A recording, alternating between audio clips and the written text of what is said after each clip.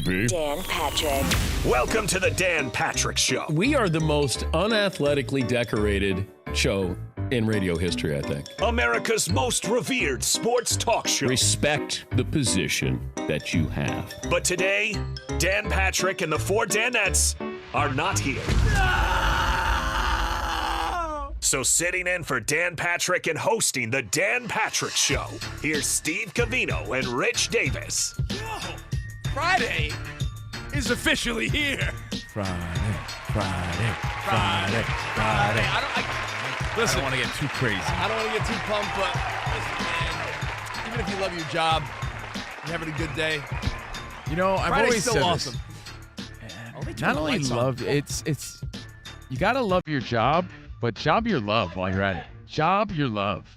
Today's Friday. I heard that quote. It stuck with me. By the way, that's a joke that some of you might not get. It's Covino and Rich in for Dan Patrick, the DP3, day 3 of our hat trick. And it's been quite the week. We've had special guests.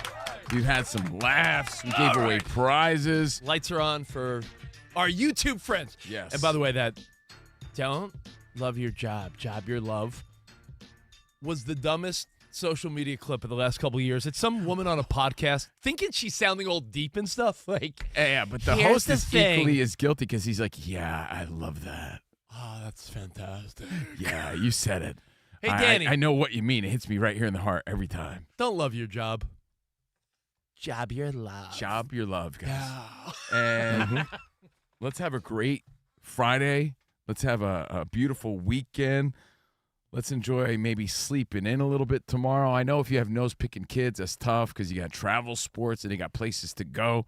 I already got my daughter's agenda. She's like, Dad, I got Ellis's birthday party tonight and Becca's birthday party tomorrow. And by the way, you know this costs a lot, right? That's at least $100 right there. I was going to say, it's gone up to a $75 gift card. It's like 50 to 75 depending on how well you know the kid. Damn. Right? I'm like, you don't know that dude that well. What are you hanging with, the Buxtons? 50. Bro, I'm telling you. You think $25 cuts it? That's it's like 10 years ago. $100 for a full tank of gas right now. Yo, I'm telling you, those are the going prices. Again, we're out here in Los Angeles. It might be a little different. That's fair.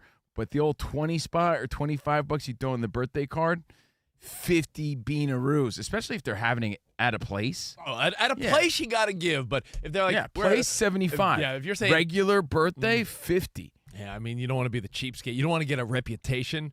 But when someone's like, yeah, little Connor's having people over the backyard and they're just going to run around and have cake, I'm like, $50? What are you giving, 25? Well, you have to, I think, right? Rich That'll Davis? be $94. Mr. Moneybags from Fox Sports, Daddy Stacks with the 20 you spot. don't want to get a cheapskate reputation, Yo, but you can't even get a lap dance for $20.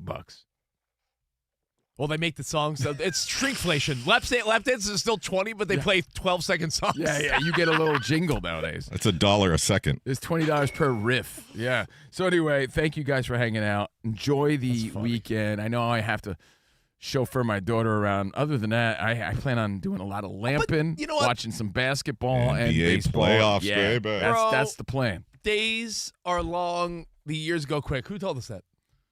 I don't know. I don't Love your remember. job and job your love. No, someone was it someone? Oh, I know who it was. J.K. Simmons was on our show. Look at you. You dropped something. Bro. J.K. Simmons. Oh, I dropped the name. No, but the great J.K. Simmons, like, you guys got young kids? And since then, I feel like I've heard people say that, but J.K. was the first to say. Oh, no, bro, you're wrong. It was Richard Simmons. No. Hi, guys. No, you're both wrong. It was Gene Simmons. Oh, yeah, we were way off. J.K., get it? So the weekends are packed up, so enjoy your sports. But Covino's right. If you got little nose-picking kids, you got to love it, though. I mean, but I'll be honest. From the minute I wake up Saturday morning Yeah, till you're not Sunday, really getting a break. Covino, I don't know if you're being facetious. I do have, like, 3 kid sporting events and 2 birthday parties this No, weekend. I'm not at that stage, but because my daughter's a pain in the ass teen. Yep. But my sister does the same thing. Rich does. We all have family members, or you don't get a break really. So do your best to find some in between time to enjoy it. Again, we're live from the Fox Sports Radio studio. You can watch us right now see our Botox as we simulcast. What? Danny, that's not true. Called YouTube.com. Brotox now. Yeah, YouTube.com/@Covino and Rich FSR, @Covino, Covino, Covino and Rich FSR. And let me tell you what's coming up. Okay. Besides a lot of Let's hear it. laughers, as you call it, Rich. Dude, we bring the fun. If that's anything, I'm not going to bore people. We're That's going why to at least talk I hope about not. AZ Fun and Vrabel and what we're owed as fans. Are we owed anything as fans? And you know what? I have major thoughts on that. Plus, I just realized for all the wrestling fans, what you gonna do, brother? It's WrestleMania weekend, so maybe we kick it back, throw it back with a little old school wrestling conversation. Ooh, yeah. The NFL draft is less than a week away, so we'll talk a little NFL, a little foosball, and we'll play some games, give away some prizes. Yeah, we have a game called Brainwave. Are you on the same brainwave as us? It might be a good thing if you're not, but if you are, you win some prizes and something we always do every Friday on our show, Monday through Friday, 5 to 7 on the East, Covino and Rich, Weekend Hobnobbing, what you need to watch in the world of sports and entertainment.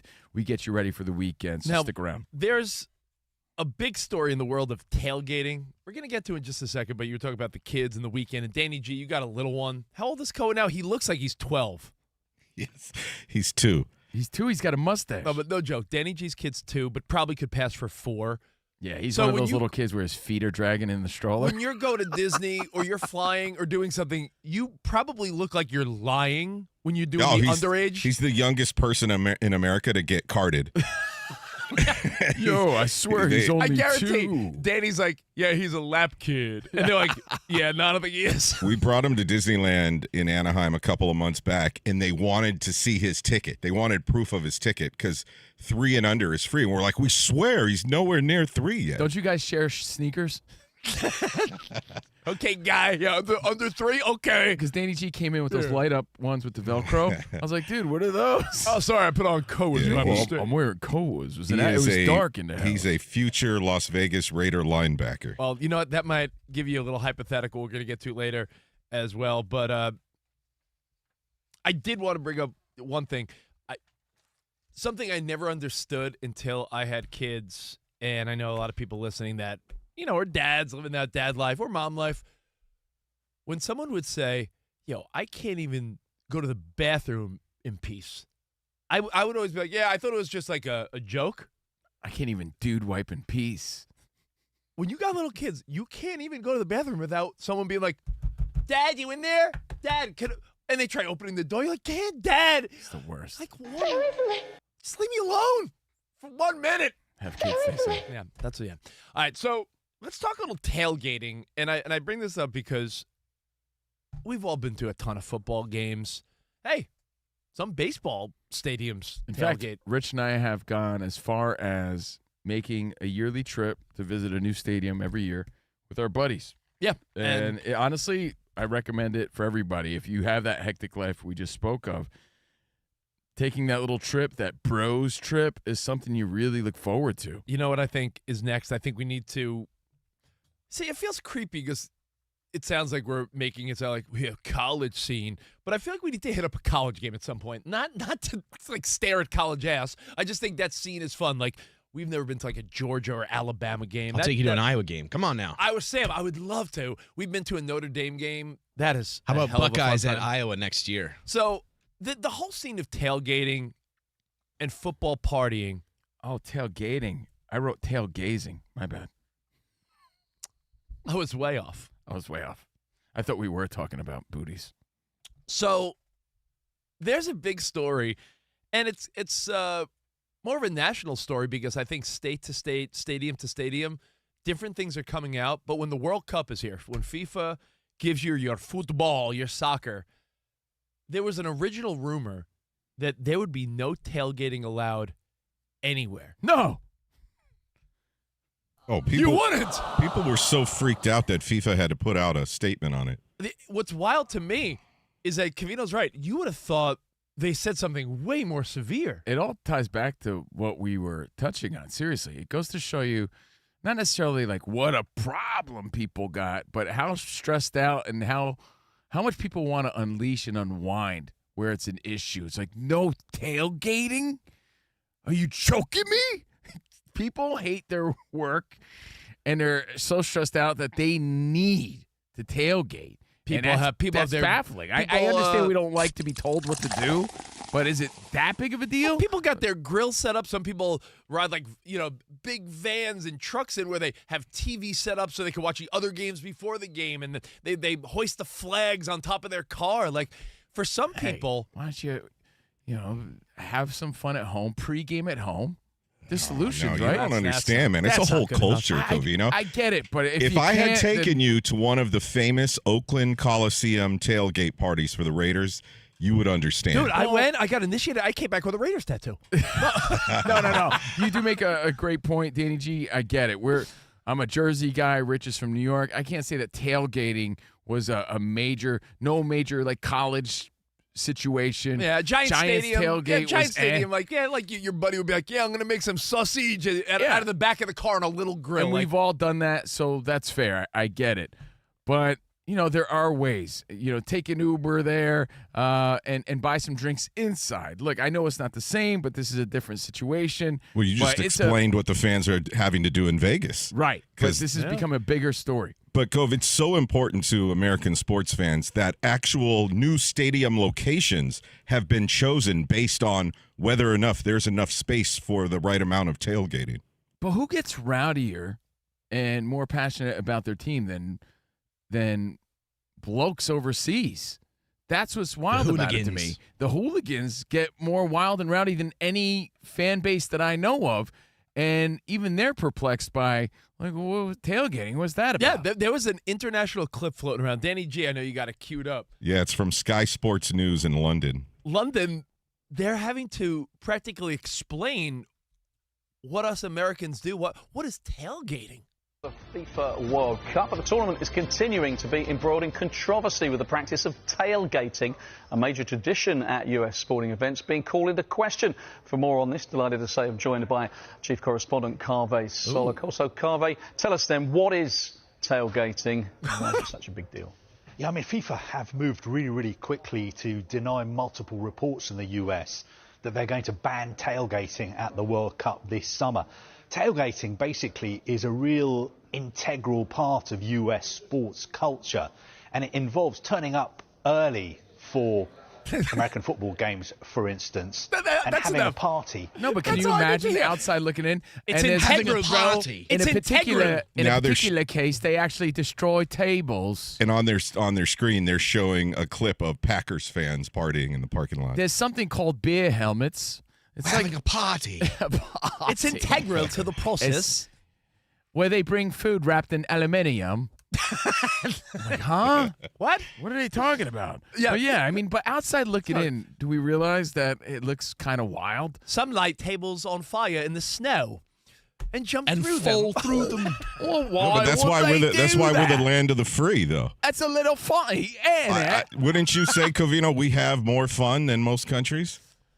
But that was my point, Danny G. If you look at the hooligans, I've been to... They're hooligans inside the stadium and at the pubs. I feel like they drink from the moment songs. they wake up to the moment they go to bed for their soccer But that's matches. what I'm saying. There's ways to bond and unwind and make it still happen. It's like no one's saying you can't tailgate for the rest of your life. This is just one particular moment that you have to abide by a different set of rules. Like we can't be adults for one. Like it's embarrassing as a U.S. citizen. No, they're going to be here, though. They need to conform to our traditions. Hey, dude, I love your side of this, for real. But on the flip side, from a guy who's like, all right, I'm not a big tailgater. I'm also not frowning on the culture. Rich and I, when we do travel these stadiums, if we're invited by friends, let's go. Let's see what it's all about. Yeah, we tailgated with friends in Denver, in San Francisco. So I'm totally open to it. I get it. You need your koozies and your outfits, and you're ready to go and party with the people.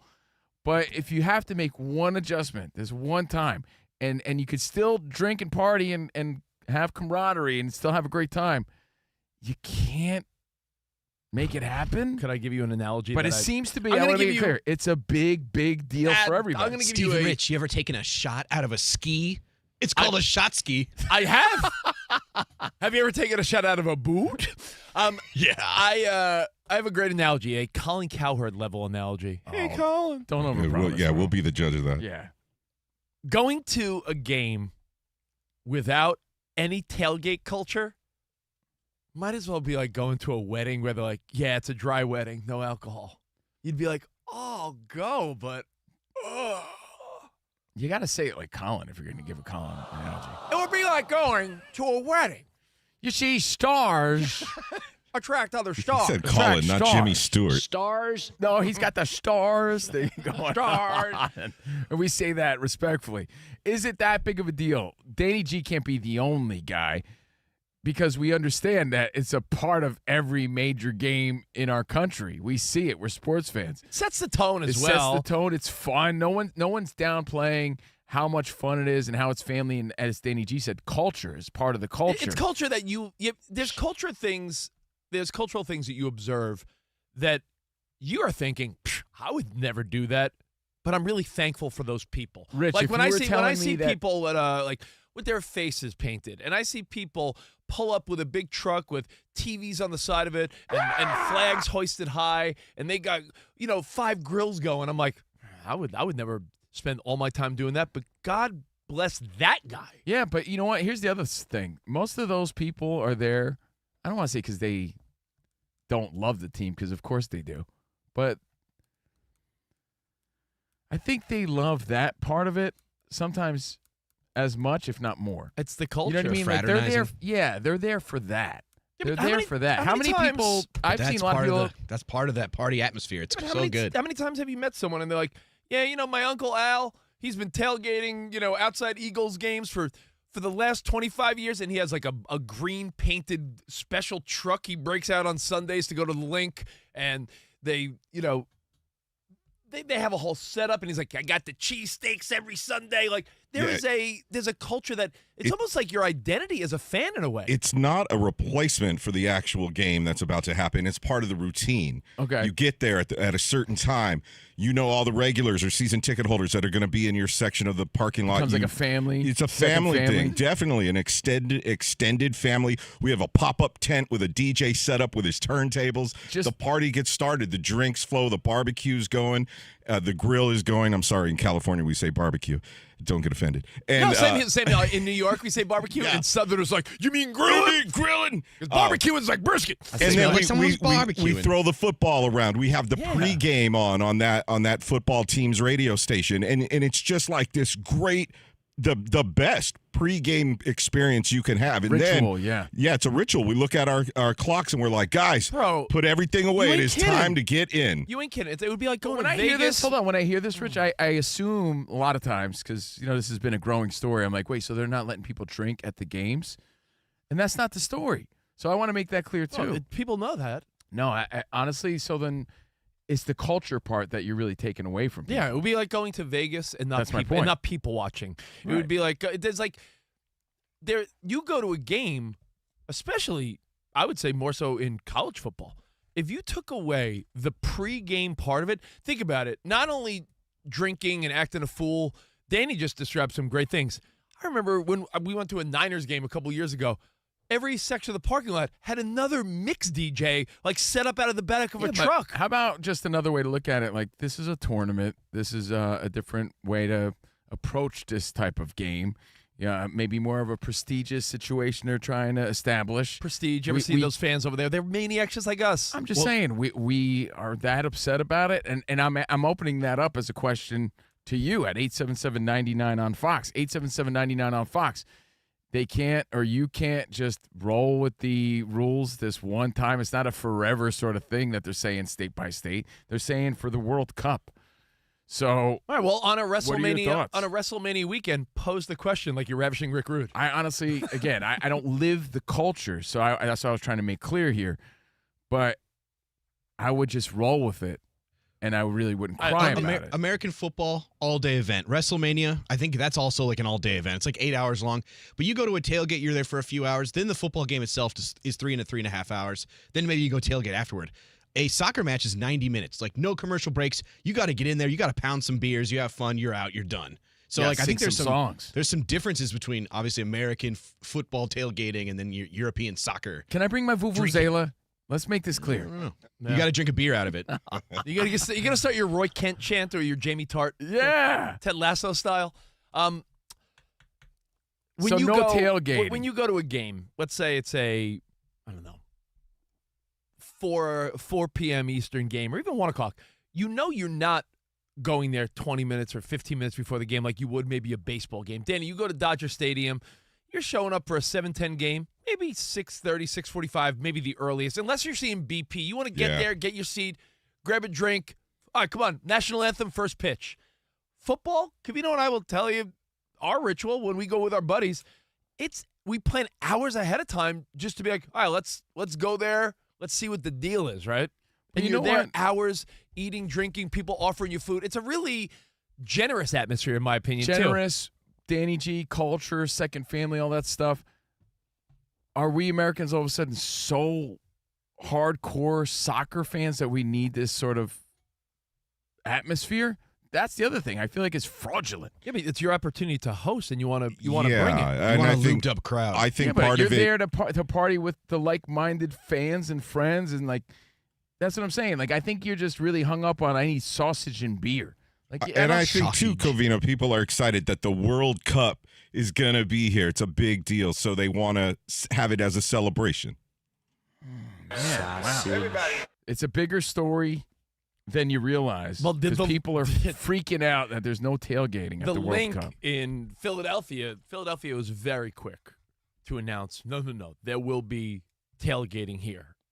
They were probably very excited to make that announcement. I tailgated at a Phillies game, and it was a great atmosphere. Well, up in the New England area, last I checked, they're saying no at Gillette.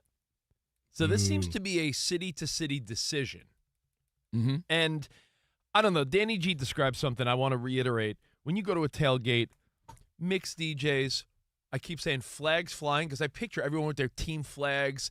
And it's like, hey, find me. I'll be by I got like either the red and black Niners flag by a blue truck. And I think there's nothing more fun. When you're at a tailgate, you see some guys throwing a football, you give them a little, hey, yo, and a stranger throws you a football, you throw it back, and you keep moving. Yeah. There's something. And it's like a potluck. Think of like the best Super Bowl party you've ever been to. That's what the tailgate parties are like because everybody brings the dish everyone expects. The food aspect of tailgating is big. Oh, dude, everything's laid out on all these tables and trunks and, And you know what? So I feel like I'm the only guy that's saying, big deal. Roll with it. Stop crying about it. You can still put paint on your face and wear your goofy outfit. It's at a big tailgate, right? At a big tailgate. So what are you going to do about it? So what's the solution? You could either complain or have an idea here. What's the solution? Everyone acts for all the upset tailgaters out there. Everyone acts like a really generous, like Italian nonna at a game where everyone wants you to try my meatballs. Yeah, like it's usually when everyone's I like, want to see you eat them. Because think about it. For the most part, you need nourishment. For the most part, we're like Americans. You're so skinny. Have some more. Oh, we're like pretty. We're pretty selfish and like get out of here. At a tailgate, a stranger will be like, "Yo, my guy, you want a burger?" Not just strangers, but I've seen fans of the opposing team there. Like friendly, friendly mixing it up with. And you know what? The game hasn't been decided yet, so everyone's like, everybody's okay. Mood, it's not till the game's over. Yeah, don't try that afterward. Yeah, there is a sense also. You're right. If you're a visiting fan, there is I'm not going to hate you until kickoff. Hey, you want a drink? You don't see fights before the game usually. Remember that. Just a question. I'm not downplaying it because I've done it. It's fun. I get it. I know get why. it. But I don't live it. I know why you don't make like that clear. But if it's so dope, right? You mean to tell me they're not doing this in other places? I think that's the other shocker for everybody. They don't even know what it is overseas. It's like we're living on another planet. By the way, you also get to see the early games because people bring big screens. Yep. Yeah. Let's go to the origin of this. It's so cool. Let's go to the origin of this. Please explain tailgating. Exactly. So like, maybe they don't even know what it is. Well, they so don't. How dope they don't have could a it tailgate be? on their truck. They don't have a truck, so they don't know what the tailgate is. You put the tailgate down. They're like, there's your table right These there. Americans are wankers. They take taxi cabs from the pub We to don't the game. drive a Ford F-150. Look at these guys. Little crazy, ain't it? If it's so cool, it really is just an American thing. That to me is the bigger. Like I'm like blown away by that because you would assume at least I did assume, and I've been to these international events and even boxing events. Man, these dudes are rowdy. They know how to party, but they don't tailgate. That's a clearly just an American thing. That might be common knowledge to most. I never really thought about it until now. There's something also very interesting. The story. Something very interesting about how different we all are, even within our own country. Like Iowa Sam, I've always said, if you were a foreign visitor to the United States, there's such a drastic difference if you were visiting L.A. versus New York versus Georgia versus Texas. Each state is its own little country. Like, you go to Italy, good chance you're being like, yeah, I'm going to Rome or Florence or something. Or, hey, I'm going to Paris. You go to the United States, I feel like I can name you 20 places that are so drastically different from each other. Physically different, culturally different, different everything. Languages spoken. And tailgating in this culture is very football, but also very college football in the South. Yeah, to keep it clear, Covino. I'm from Union, New Jersey. Rich Davis, Franklin Square, Long Island. Covino is a Jersey Guido that is a big Yankees fan. Look, he's got one of his 47 Yankee hats on today. This one's making its debut here on the Dan Patrick Show. So what do you think? When you look at a guy like Covino, who's New Jersey, Yankees, gold chains, that type of guy. Also the type of guy that's like, yeah, I don't want to owe anyone anything. Yo, I don't need your stuff. Gabagool. He's not cut from the cloth of this tailgate culture. What's that cloth? Gabagool. A little leather? What's the cloth? Gabagool. Some velour. Oh. Like a Tony Soprano velour jumpsuit. That velour jacket is beautiful. So it just, I'm not saying I grew up with it, but you certainly did not at all because you're a Yankees guy. I understand it. I'm wondering, are we making too big of a deal, or do you understand? So we open it up, though. We're having a discussion. That's why we include you, the most inclusive show on radio, Covino and Rich, in for Dan Patrick, 877-99 on Fox. We still got wrestling to talk about, what we're owed as fans, games to play. Let's have an action-packed Friday. How important is the tailgating culture? We'll take your feedback next. Now, have you ever wiped with a piece of dry single-ply toilet paper and wondered, is this as good as it gets? Well, it's not. It gets a lot better thanks to wet extra large cleaning power of Dude Wipes. And when we say extra large, we mean business. So no matter the size of your mess, from top to bottom, Dudes has you covered for a confident clean. They comfortably clean up whatever TP leaves behind. No more maintenance wipes. Debris? No way. Irritation? Not a chance. The only irritation is when your kids are bothering you outside the door. Dad, are you in there? And you're in the middle of a Dude Wipe. You're like, leave me alone. We'll make that big trade, that switch from TP to wet extra large Dude Wipes, and start experiencing the confident clean of Dude Wipes made from 99% water and plant-based fibers, coming in a variety of scents and sensations like mint chill and shea butter to protect your end zone. Join the movement for cleaner movements and live a skid-free life. I mean, how many people out there living skid-full lives? That's a sad thing. Yeah, that's really sad. It's available at Amazon and major retailers nationwide. Dude Wipes, best clean, pants down.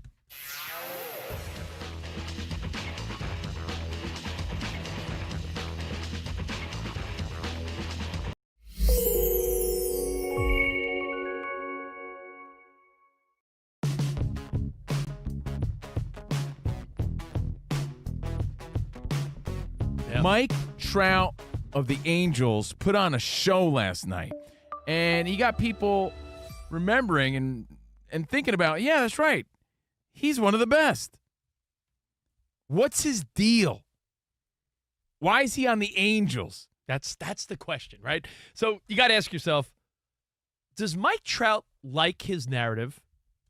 Because if he didn't, he's had so many opportunities to change it, or forcibly change it, or totally not even against his will when he re-signed an extension in 2019. When Mike Trout has been on a team that hasn't sniffed the postseason in over a decade. They haven't had a winning season in a decade. No postseason since 2014 and not a winning season since 2015. And we're talking about a team that had both Shohei and Trout on the team at the same time. And it's so sad. What really puts a spotlight on Mike Trout's career was his incredible night last night and the fact that Shohei Ohtani left and won 2 World Series since. You know, because it makes you think of what the possibilities could be for a guy like Mike Trout. Mike Trout on any other team other than the Angels would be a household name, a superstar. Granted, he's not personality plus, but his stats do enough talking. The guy's one of the greats. And I wonder, there has to be something that Mike Trout is like, dude, I'm cool. I'm living man. a great cool. life. I'm making great money. He's thinking, what? Go to New York? Go to Chicago? No thanks. Put on the pinstripes? That would be cool. But then there's pressure, and then all of a sudden I'm like, oh, Mike Trout playing in New York? Maybe he's like, dude, I got a beach house. Maybe he lives in Long Beach with a view of the ocean, and he just chills. You know, and the constant comparisons. Last night, again, they were playing the Yankees. The constant comparisons of Mickey Mantle and the type of player he is. I'm telling you, do the mom test. They're like, I heard of Mike Trout, maybe. We're talking a guy with insane stats. We're talking a guy who they compare to Mickey Mantle. We're talking about a guy who Aaron Judge calls the GOAT, and he's giddy about. He's like giggling and giddy about him. And your mom doesn't even know who he is. So it's like, I don't know, man. I don't know what his deal is. Maybe Rich is right. Maybe he's okay with this narrative. Maybe he has a comfortable life. But there's a part of me that thinks that he's just a humble dude, and he really does want to win. He just doesn't want to be a diva about it. And maybe doesn't want to take the steps that a Shohei did to do what he did. But I think that's what you need to do in today's world if you want to win. And I think it's sad because last night he was also part of history.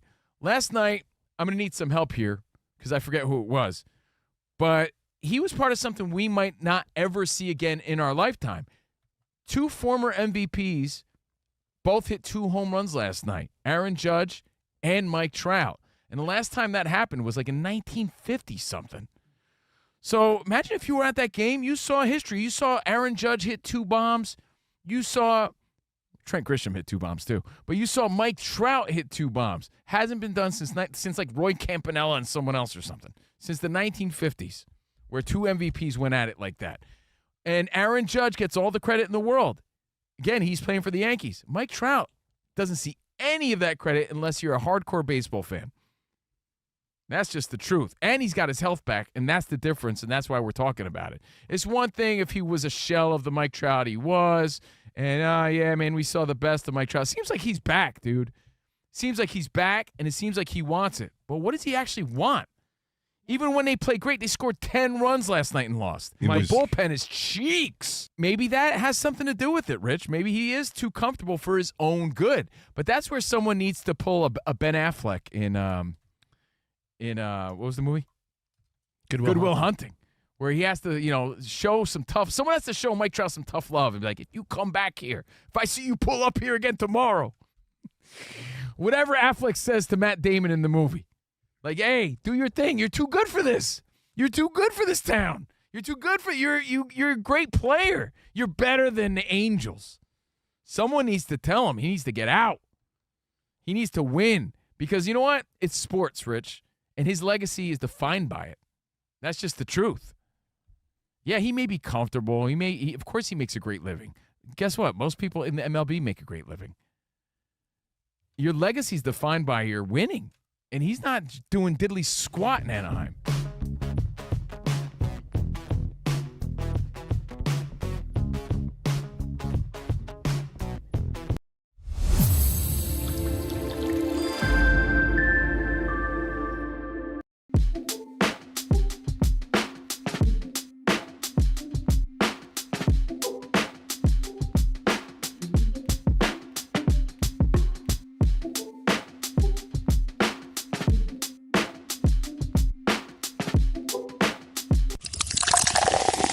Hey, we are Covino and Rich in for Dan Patrick.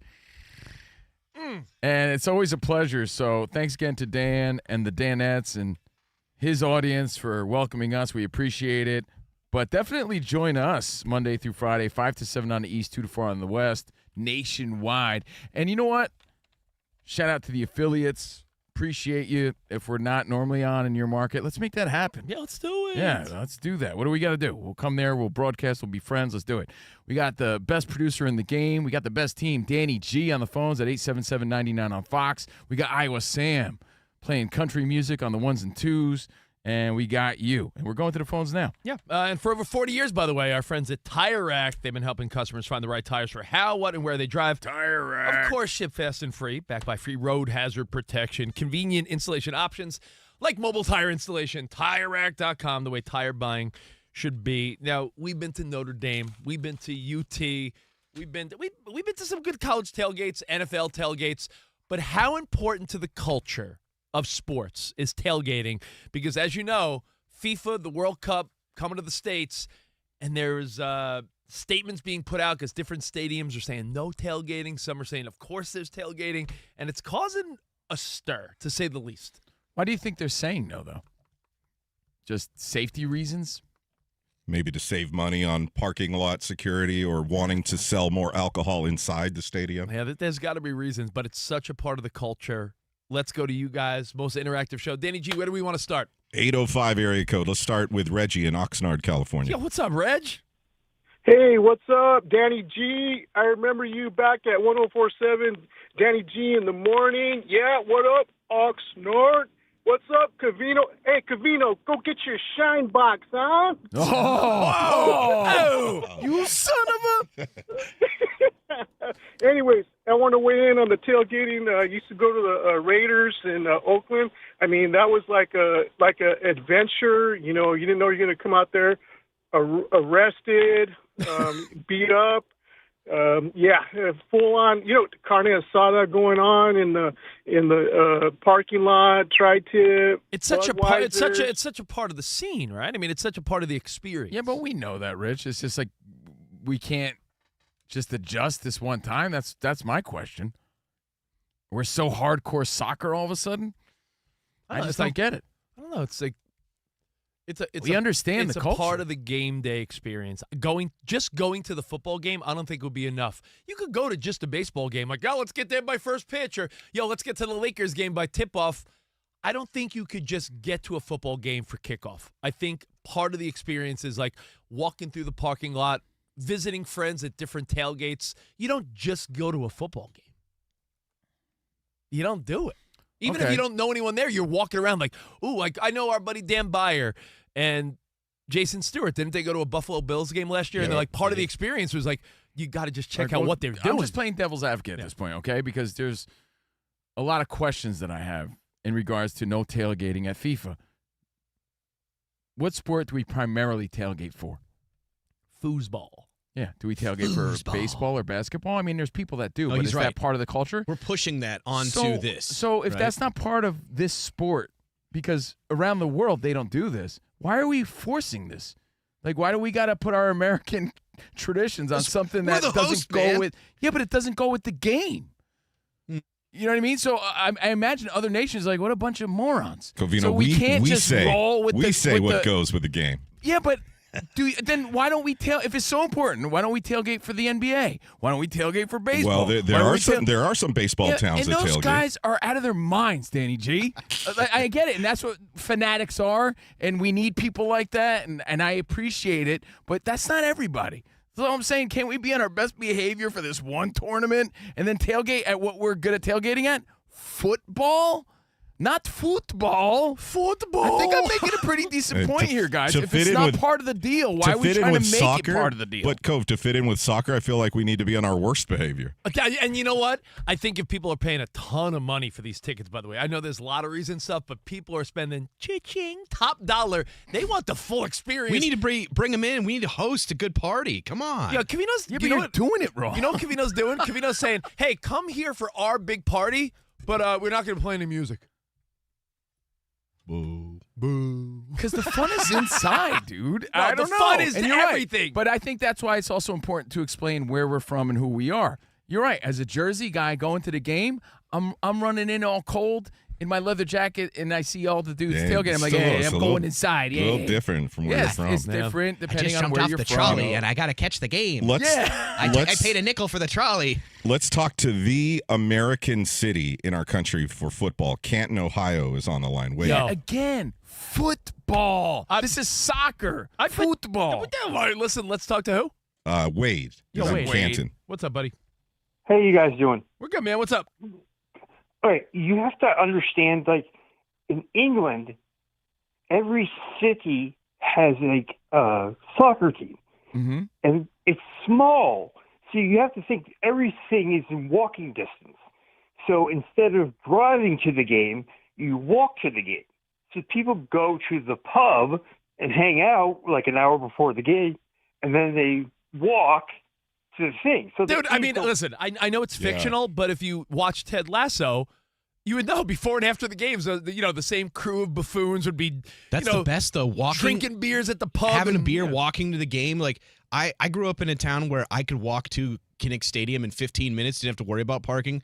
And like you're in that party atmosphere all of a sudden, and it's great. Yeah, you could just have a beer, walk over, no stress at all. And what a relief to be able to drink and party and not have to worry about driving. Oh, Sam is a walker. I can picture him in Vegas walking around with those big giant glasses. But like just in a college, sometimes a college atmosphere is a little easier to deal with because like you can just like kind of get right to there. You don't have to like wait in traffic for an hour. Covino said, "Put away the cornhole, put away the grills." Let's go to Georgia. Mark wants to talk to you guys. Hey, what's up, Mark? I respect it. I just think it's awfully arrogant to think in typical American fashion, and I'm not anti-American at all. Look at me. I'm Captain America. He's wearing a New York hat. I'm wearing it just a New says York hat. New York. It's awfully arrogant of us to think that what we say goes here when it's not part of this sport. Well, That's like if we're hosting this big, I don't know, golfing tournament that we don't normally have, we're going to just change the culture and just start barbecuing because it's what we do. It's like this is not how this sport works or operates. I am revoking. And maybe we're just trying to put our best foot forward for all the international fans here who don't necessarily do this. It's a money thing, I'm sure. Yeah, let's and get by the way, SEC country. I'm sure it is a money We're thing. revoking your "These Colors Don't Run" T-shirt. So Oh, come on, man. Come on. Let's talk to Georgia. Mark is on the line. What's up, Mark? Hey, Mark. Hey, guys, great show. Thanks, hey, man. I'm going to pull a Rich here and do an analogy Oh, great. for the Covino. All right? The Olympics are just like what we're talking about. And every country that hosts it gets to have their flavor of their country and their traditions as part of that, which is going to happen when it comes to the United States. These kind of things where countries host the largest sports activities in the world get to have the flavor of their country. Bam. And our country is based on the automobile. We live in. What's our flavor? Mesquite? You've got.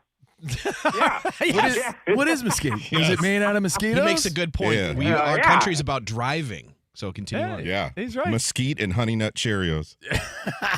No, he's right. And the reality is, it would be like if you go to your friends for if you go to a certain friend's house for a game night or a cookout, like if you every time we go to Doug's house, he's always got brisket. That's his thing. Or Dude, hey, I we love go to brisket. Danny's. His wife makes smash burgers every time. Like people have their specialty, and what he's saying is the United States specialty is tailgate culture. All right, can I just give a solution, though? We can't complain without solutions. Yeah. You and your buddies who Why? are My- just my- women- you're you- diehard soccer Women fans don't now. want solutions. Don't women just like to complain? Man, stop with the is it complaino and bitch, or can we just come up with an idea? Okay, let's go. You go to your local bar, right? Just like they do in Ted Lasso. Go to your local bar with your buddies, you That's fun, hardcore too. soccer fans. That's a hoot. Get blasted. Order some wings. Order brisket. did Order you say barbecue. hoot? Or maybe That's do a it hoot. at home, right? Yeah. I don't know, splurge a little bit. You already bought these overly priced tickets. Get an Uber and go to the game. Like you missed out on that little portion of the fun. Is it about that or is it about the game? You just had all your fun. Isn't that a solution? Why is that a problem just for this? No one's saying no tailgating for the rest of your life. Like, give me a break. We're adults. You're acting like 3-year-olds. Well, that's Buzzkill Covino. I'm Rich. Or for the guy that's honestly just talking sense here. Well, I think 9 out of 10 people would be like, yeah, dude, it's. No one's downplaying that it's fun. I'm saying this is a one-time thing.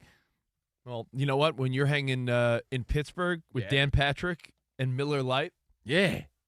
Covino's going to be like, I don't know, guys. I'm not sure about this. No. You know what I'm doing? I have a cooler full of Miller All right, well, Lites at hey. my house. Hey, guys, there's a lot of reasons to celebrate this summer. Keep it classic with Miller Lite. And by the way, we got more Covino and Rich next if you want to chime in, 877-99 on Fox. We'll talk some WWE, some more NFL and a bunch. But Miller Lite is going to be hanging with Dan Patrick, and that's all going down. The draft feels like the start of summer for a lot of football fans. Hope, fresh starts, and a reason to get together. And the Dan Patrick Show who we're filling in for, broadcasting live from Pittsburgh. And Miller Lite is the official partner. They're going to be there with the guys next week. Partner. And we'll be making picks, debating who got it right, who got it wrong. Do you like the guy your team picked? And everyone's going to have a Miller Lite in hand. Oh, yeah. Clean, Oh, yeah. crisp, easy to drink, especially when the night goes long. It's been a go-to for 50 years, a true American Pilsner since 1975. Miller time, always a good time. And American summer always begins with an all-American beer, Miller Lite. Go to MillerLite.com/Patrick to find delivery options near you, or you can pick up some Miller Lite pretty much anywhere they sell beer. It's Miller time. Celebrate responsibly. Miller Brewing Company, Milwaukee, Wisconsin. 96 calories and 3.2 carbs per 12 ounces.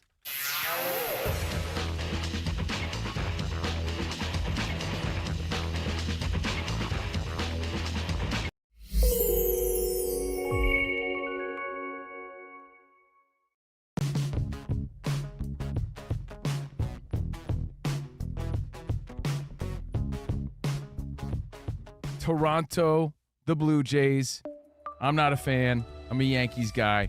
But I am a fan of giving back to the fans, to the supporters. Yeah. And the Blue Jays have been around since 1977. That was their inaugural season, right? Yeah. So just this week, they had a hot dog night celebrating the anniversary of the Blue Jays. And on that inaugural season, on that night, hot dogs were 77 cents a pop. So think of how crazy that's gotten now.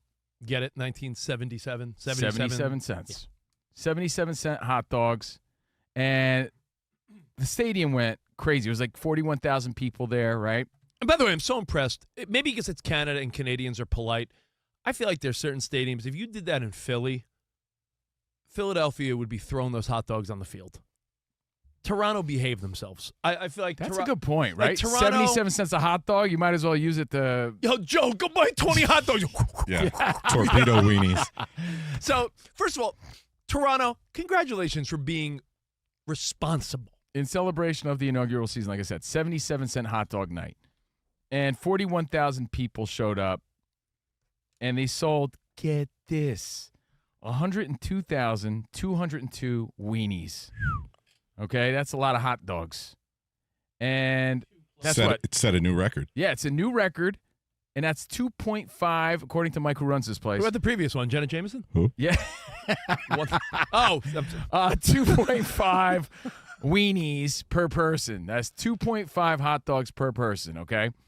And it got us thinking, that's a lot of hot dogs for one night, 77 cents. Hey, great promotion, right? Great promotion. Hot dogs are give cheap. back. Listen, the take home and the upsell on hot dogs, the stadium makes money off of that. But you sell 102,000 hot dogs, it's good for the fans, you're still making money. Here's the question.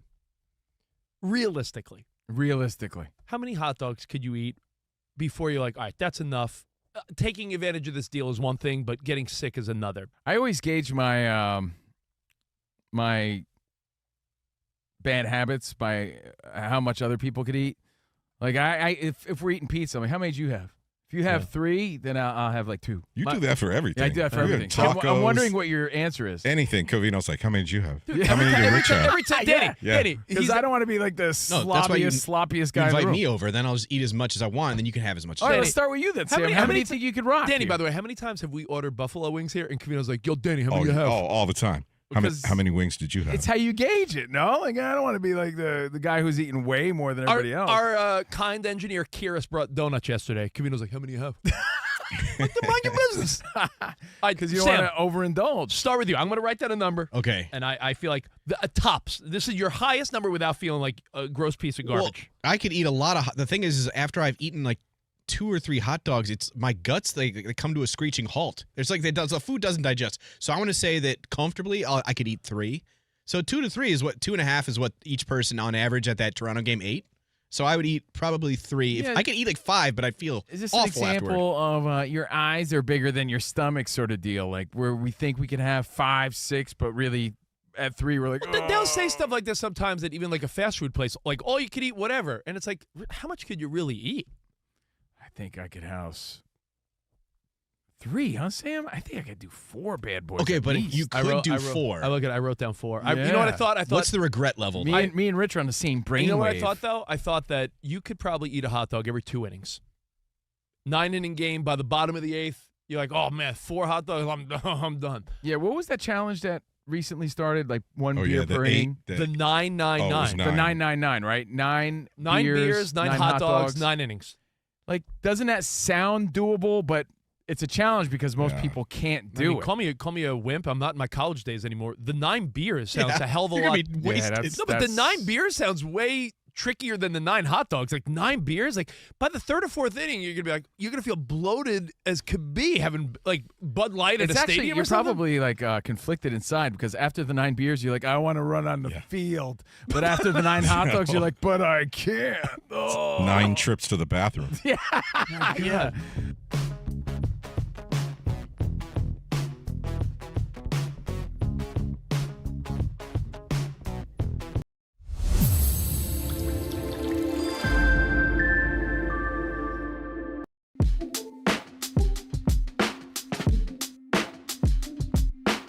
Up. If you miss any of the shows this week, we've had a lot of fun. Be sure to listen to the podcast. Just search Covino and Rich wherever you get your podcast and follow, rate, and review. 5 stars because anything less is uncivilized. And you could watch the show. So if you want to see our stupid faces, you want to see Rich's sweet polo that he's rocking, Danny G and Sam. Our video guy Spot, he'll put up pictures based on what we're talking about. It's honestly like a TV show on YouTube. So At Covino and Rich FSR on YouTube. And there's a live chat at Covino and Rich FSR on YouTube. Phones are all lit. People want to chime in. Well, let's wrap up these tailgate calls. But you know what I want to post on our Instagram at Covino and Rich? Have you guys seen the ride or die Bat Boy video yet?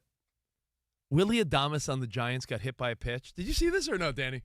Haven't seen this yet. He gets drilled by a pitch, and the Bat Boy picks up his bat and walks down to first base with him in between the pitcher and him while he's trash talking, like almost like security. And they're calling him the ride or die Bat Boy. Nice. That's commitment. I'll post it during the next break at Covino and Rich. But where do we want to start? Let's start in Jersey with Ken. Yo, tailgating. How much of it is part of the culture? World Cup coming here. Do we need to have tailgates everywhere? I say yes. Covino says no. Well, I mean, it's not that I'm dumping on tailgating. I'm saying it's, well, I'll let you guys handle it. Go ahead. I can tell you. What's up? Hey, I can tell you. I'm from Jersey, but I went to Iowa. Go Hawks. Yeah! All right. Go Hawkeyes! What time does the parking lot open at Kinnick? Like 7 a.m.? Yeah, I guess if you have a 11 a.m. game, it's pretty early, but pretty early there. You know what? I was Sam. I described this to you off the air, and this is no knock on Covino. He's my boy. But everything Covino is the opposite of tailgate culture for the most part. But I understand Covino's tailgate culture. Covino's like a Jersey guy. I go to the Yankee game. I get there for first pitch. I got a fresh new Yankees hat. I'm drinking a vodka soda. Ooh. Covino's not the type of guy wearing a beer helmet in a parking lot for 6 hours. I feel like that is the opposite of the cloth you're cut from. Like I said, you're cut from a Tony Soprano velour. You walk with swag right to the gate. Yeah, Covino's like, I get it. You're made not it sound- knocking it. You made it sound like I'm an extra on The Sopranos or something. I mean, all right, but I'm I get it. I'm gonna bring Steve Covino to an Iowa tailgate, and he's gonna be like Randy Quaid in Kingpin, where he's got like the beer helmet stuck to his face. I can The see next it. day he wakes up, he's got a tattoo on his back. Let's go to a city where you can walk around with open alcohol. Vegas. Todd is in the house. Yo, what up, Todd? Vegas. Todd's the coolest. What's up, Todd? Hey, fellas, before I disagree with Covino and tell you why he's wrong, I got to say, this is the best show on sports radio, and that means something. I grew up with DP, and I backed up LeVar, so for me to say that, man, you guys, I feel like we came from the same place. Dude, thank you, bro. The same way, so. It means a lot. Hey, I'm going to tell you why he's wrong. Football's an event. Yeah. We get 17 of them now. It's an event. It's baseball, hockey, basketball, we get 82 and 162. Those are games. For an event, you got a tailgate. And I think we put our American stamp on an event, which is the World Cup. It's as big an event as there is in the world. Bro, that guy Dude, nailed it. I feel like we should end the topic right there. End it on that. You're right. A home team gets 8, nowadays maybe 9. Did I just get dunked on? Yo, bro. By the way, Hold on. Someone help Covino up. By the way, Rich, Ray in Vacaville, Dave in Wisconsin, Dave in Virginia, stay on the line. I'll get your info and send you CNR prize packs. But Yeah. that's it. We're going to By the way, you wrap should that include. topic. You should send koozies to everybody since we got all these tailgaters on the phone. Hey, you guys want koozies? We got Covino and Rich koozies. Covino used a koozie for the first time like last year. It's true. My own. So, hey, at Covino Rich, we got more CNR in for Dan Patrick. We're going to talk AZ FUD, Coach Vrabel. What do they owe us? What do athletes and coaches owe us as fans? We'll get to that, plus some WWE and NFL draft less than a week away. We get to all that right here. Fox Sports Radio. Covino Rich in for Dan Patrick. Yeah.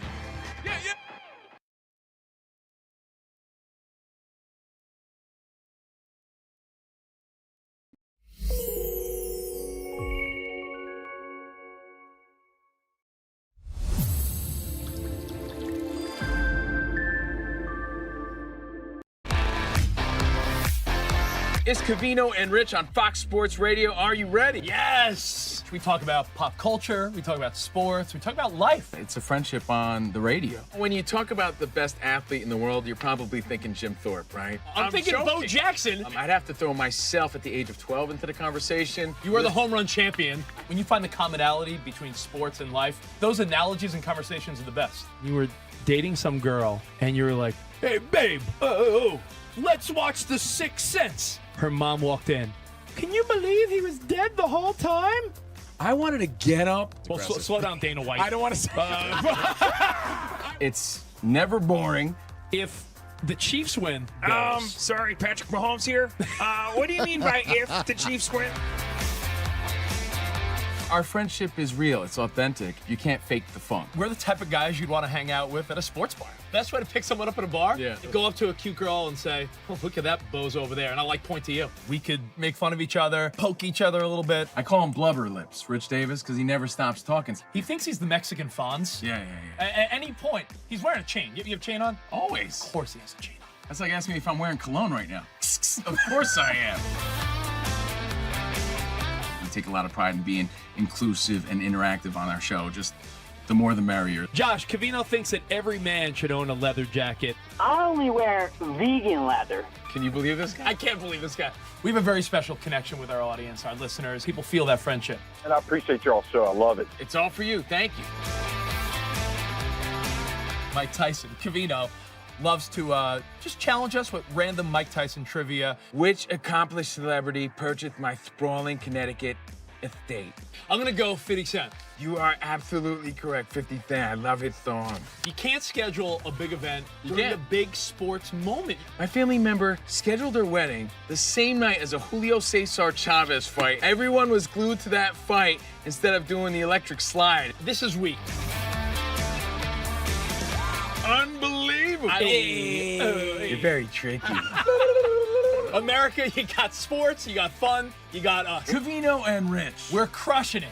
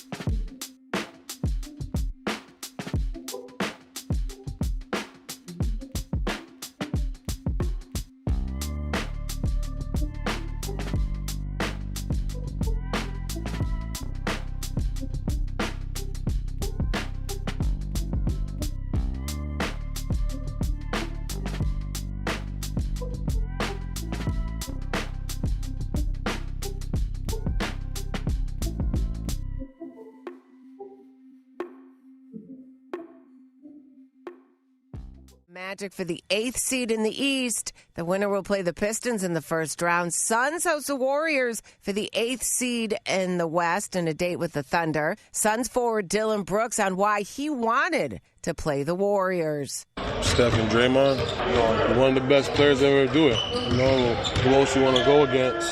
The elimination game.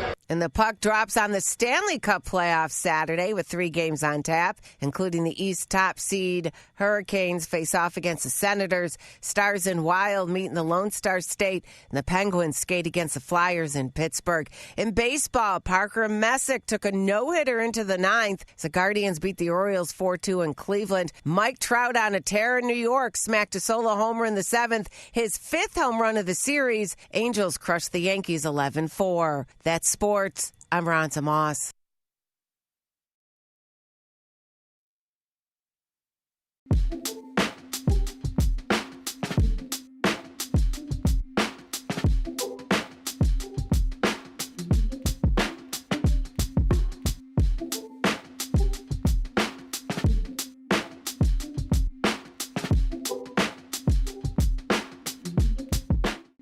Unathletically decorated show in radio history, I think. America's most revered sports talk show. Respect the position that you have. But today, Dan Patrick and the 4 Danettes are not here.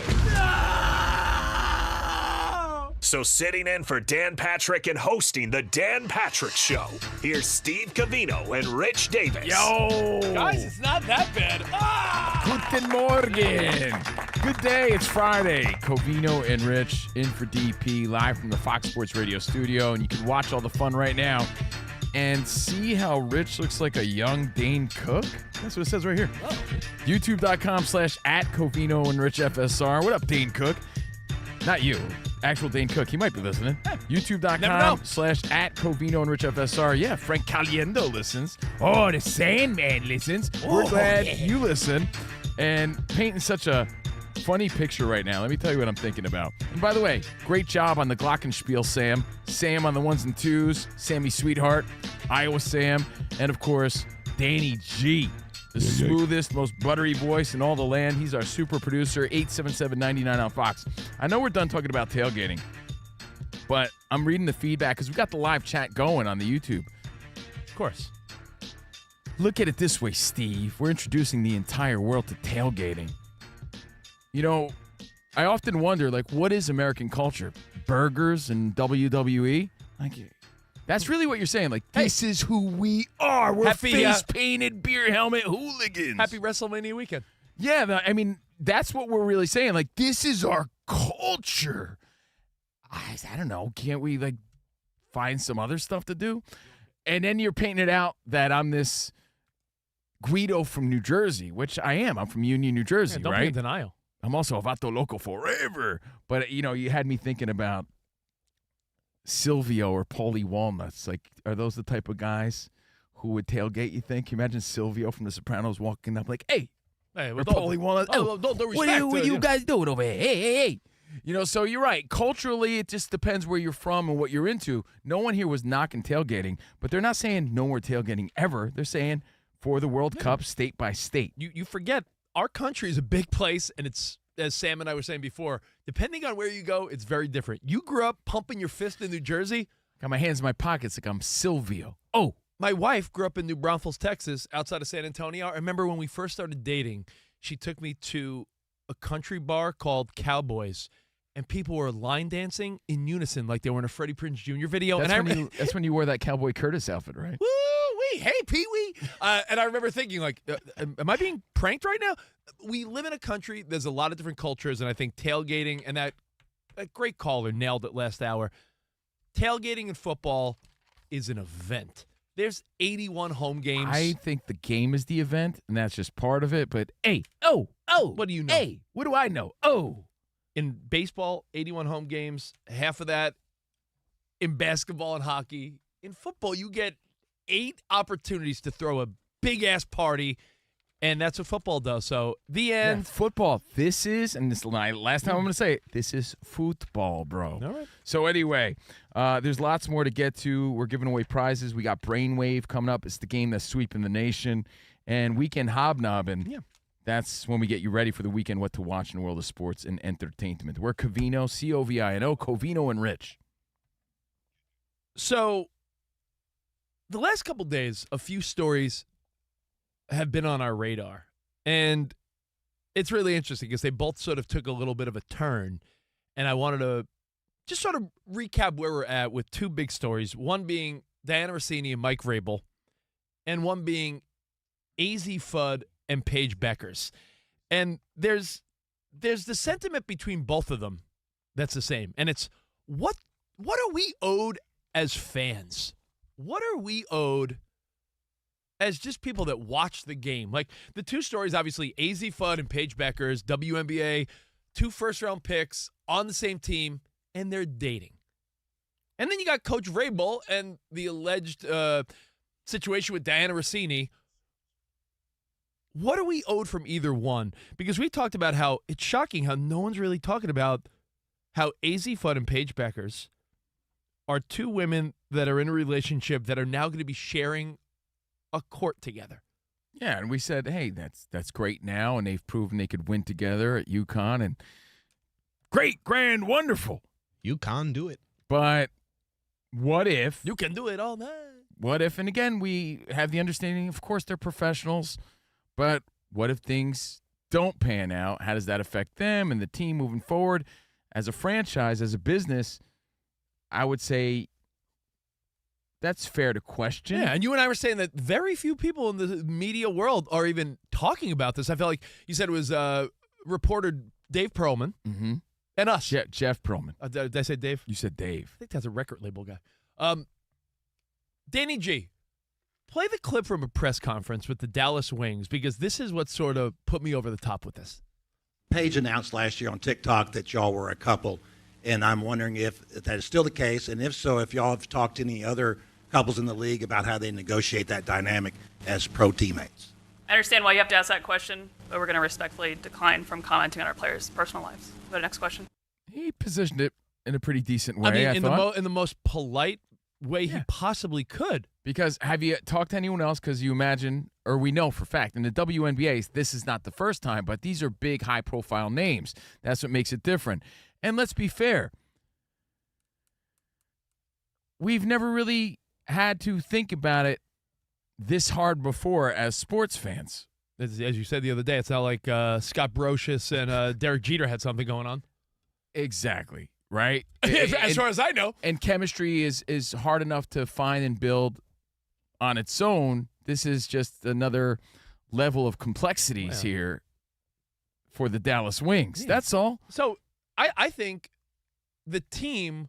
It's a fascinating story. It's not a coming from a judgmental place. It's like, hey, this is a new territory for a lot of other sports fans. Like, how does this work out? But you don't think it's wild that the team didn't even come up with like a politically correct staple answer? They were like, yeah, we're just not talking about it. But then it got me thinking, like, and AZ Fudd just sat there. She listened. It almost looked like she had something to say, but they wouldn't let her say it. I don't know. That between that and we've heard a lot of people saying, in fact, NFL insiders are saying, Coach Vrabel is going to have to address this, especially with his team, because he's the type of guy that's like, you know, everything's out there in the public. We're accountable for ourselves and each other. So does Coach Vrabel, innocent or not, and AZ Fudd and Paige Beckers have to address the fans and the media? Or is this a case of mind your own damn business? Because I wonder, so many times we say, we need to know. But it's like, you know what? It's really. Mark Anthony needs to know. I don't think it's really any of our business. But when you live in a world where these leagues and social media. It's such a blurred line, Rich, because of social media and because we live in a world where the fans feed the product. The fans and the drama feed the product. So, like, do we need answers? I don't think we deserve them. But I think it's weird when everyone's talking about it, then you're like, no comment. I don't know. I have a question. I truly do not know this. I don't follow AZ Fudd or Paige Beckers on social media. Maybe I should. Are they publicly posting stuff like that about their relationship? Let me see. Are they throwing it out there? Because then I think that does change things. Because if you're putting it out there, there publicly, then I think it's open game. It's fair to question. You know, if you want to keep your personal life personal because that's who you are, and I get it, they don't want that to be the story, and it shouldn't be. Hey, she's the number one pick. That should be the story. I agree. That's a major accomplishment. You don't want anything to be overshadowed. But as a fan, as a small business owner, I mean, this is why we have HR courses at any job, right? Like, you're not supposed to be with your coworkers, and if you are, people want to know and things like that. I'm not seeing any Paige Beckers on AZ But Vud's Fudd Instagram. has talked about her relationship on her iHeart podcast. We talked about her podcast the other day, and it says that she shares various topics, including her friendship with her teammate, her new teammate, and dynamic between the two of them. Okay, so that changes my response. Thank you, Danny G, super producer. Fudd Around and Find Out is a great podcast. Whether or I not bet that podcast is getting some followers. Yeah, lately. definitely. So I mean, whether or not it's a good podcast, great name. Great name. Great name. Should we be giving iHeart like some props? Maybe they're saying, listen, if you're going to be talking about your relationship, talk about it here, not at the press conference. Ratings, baby, ratings. Someone brought this up yesterday. On your own time. Yeah. No, but that goes to my point. So if you're putting it out there publicly, want to hear about our sexy date night? Listen then to my I think pod. it's fair to question it, right? If the flip side were true, if it was like, yeah, we don't really talk about that, and you were consistent with that, then I think, hey, we already know that that's not something that they discuss, and that's not something that they're bringing public, and you have to respect that. So someone said I think yesterday that changes in today's world. It's the social media culture that we live in, where fans feel like they're owed everything. They're not. But when you're leaving little what's it called? Breadcrumbs. When you're leaving breadcrumbs and putting it out there like that, then I think you might have to explain. And maybe sidestepping it from the PR person I don't know if it just kicks the can down the road. Like if you just addressed it, maybe this story just goes away pretty quickly. You know what? I was saying, but maybe they think they address it by just saying we're not going to address it. I agree 100%. In fact, I just looked at AZ Fudd's Instagram. No sign of Paige Beckers. It's not like it's it's pretty private thing. It's not like hey, look at us making s'mores on a date night. Like, but it's also it's relatively known if you follow like women's college basketball or the WNBA that. Like they are a thing. They're an item. Like a lot of people know that. But what if the Dallas Wings were just smart enough to be like, hey, it's unprecedented. 2 stars that love each other. They're on our team. And you know what? We're going to navigate the best we could. And we're just happy to have these 2 amazing women on our team. And you know what? As of now, that's all we're really going to talk about. We got 2 great women. They happen to be together. They're very much in love, and this team is very much excited to have them. You know what, Rich? They're probably going to take a page right out of your book. They're going to take it right out of your book. But I just gave you the perfect answer they could have gave instead of Rich Davis HR right here. Although I agree, PR director. I got to make this clear because I don't want to get dunked on again. I completely agree with Rich. I'm not trying to be posterized by the Dan Patrick Nation. I completely agree with Rich. It's just that when you're a public figure, especially in today's world, it's not that the fans are owed anything. It's almost that they expect it at this point. Because no matter how much you give, they always want more. Look, Rich and I host on Fox Sports Radio Monday through Friday, 2 to 4 on the West. We have a Patreon where we're uncensored and personal. Patreon.com/Covino and Rich. We post about our personal lives and our families, and you think you give enough, and it's never enough. No, like they want to see you on the bowl. Like they want to know if you're using dude wipes. People want to know every little bit about what you're eating, drinking, doing, sniffing. Like they want to know everything. So it's like that's just the culture we live in now. What are you sniffing, Steve? You know what? That's personal, Sam. Okay, I'm not telling you. That's private. That's private.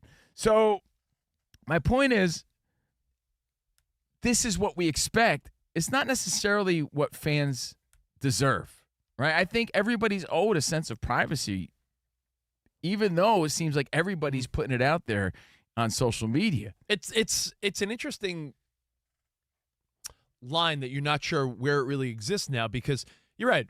On our podcast that we do outside of this, our Patreon, which is uncensored, Covino could tell a very personal story about his relationship, his kid, his daughter, his ex-wife, and people are like, yeah, like, well, they want more details. Yeah, and you're like, it's there's never a lot. enough. It's never enough.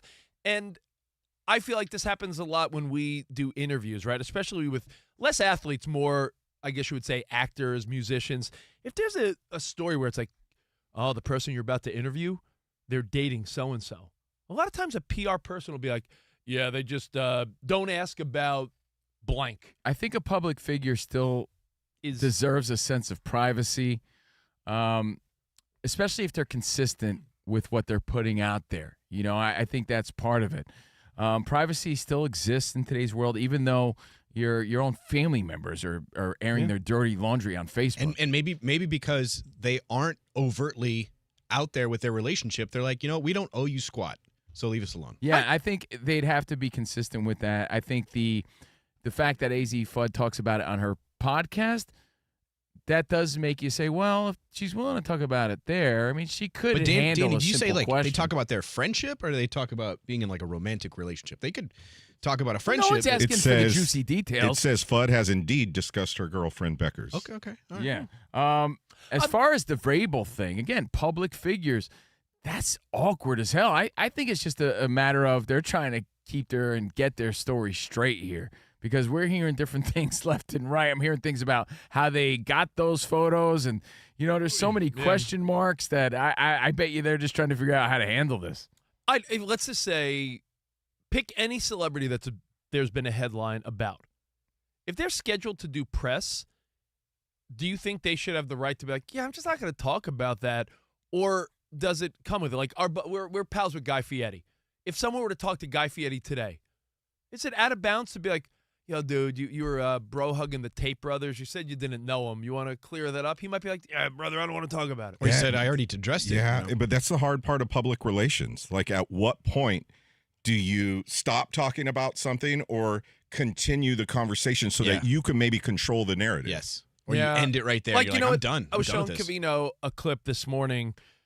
Big Cat was interviewing my dude Francisco Lindor, and they had a pretty funny clip about how Lindor watches his own highlights. And there was a couple funny clips, so props to Big Cat. But Covino goes, yo, did he ask him about Soto? And I'm like, I don't know. I wonder if, do you think before it's How do you talk to Francisco Lindor and not bring up his relationship with Juan Soto? But maybe that's something like, hey, we'll chat about anything. Don't bring up Soto. And that happens as people that interview people. It happens all the time. Trust There's me, certain things that they I tell hate you that. they don't want to talk about, and you try to be respectful about it. But here's the flip side to it. By addressing it, I always use the same example because I think it's a great one.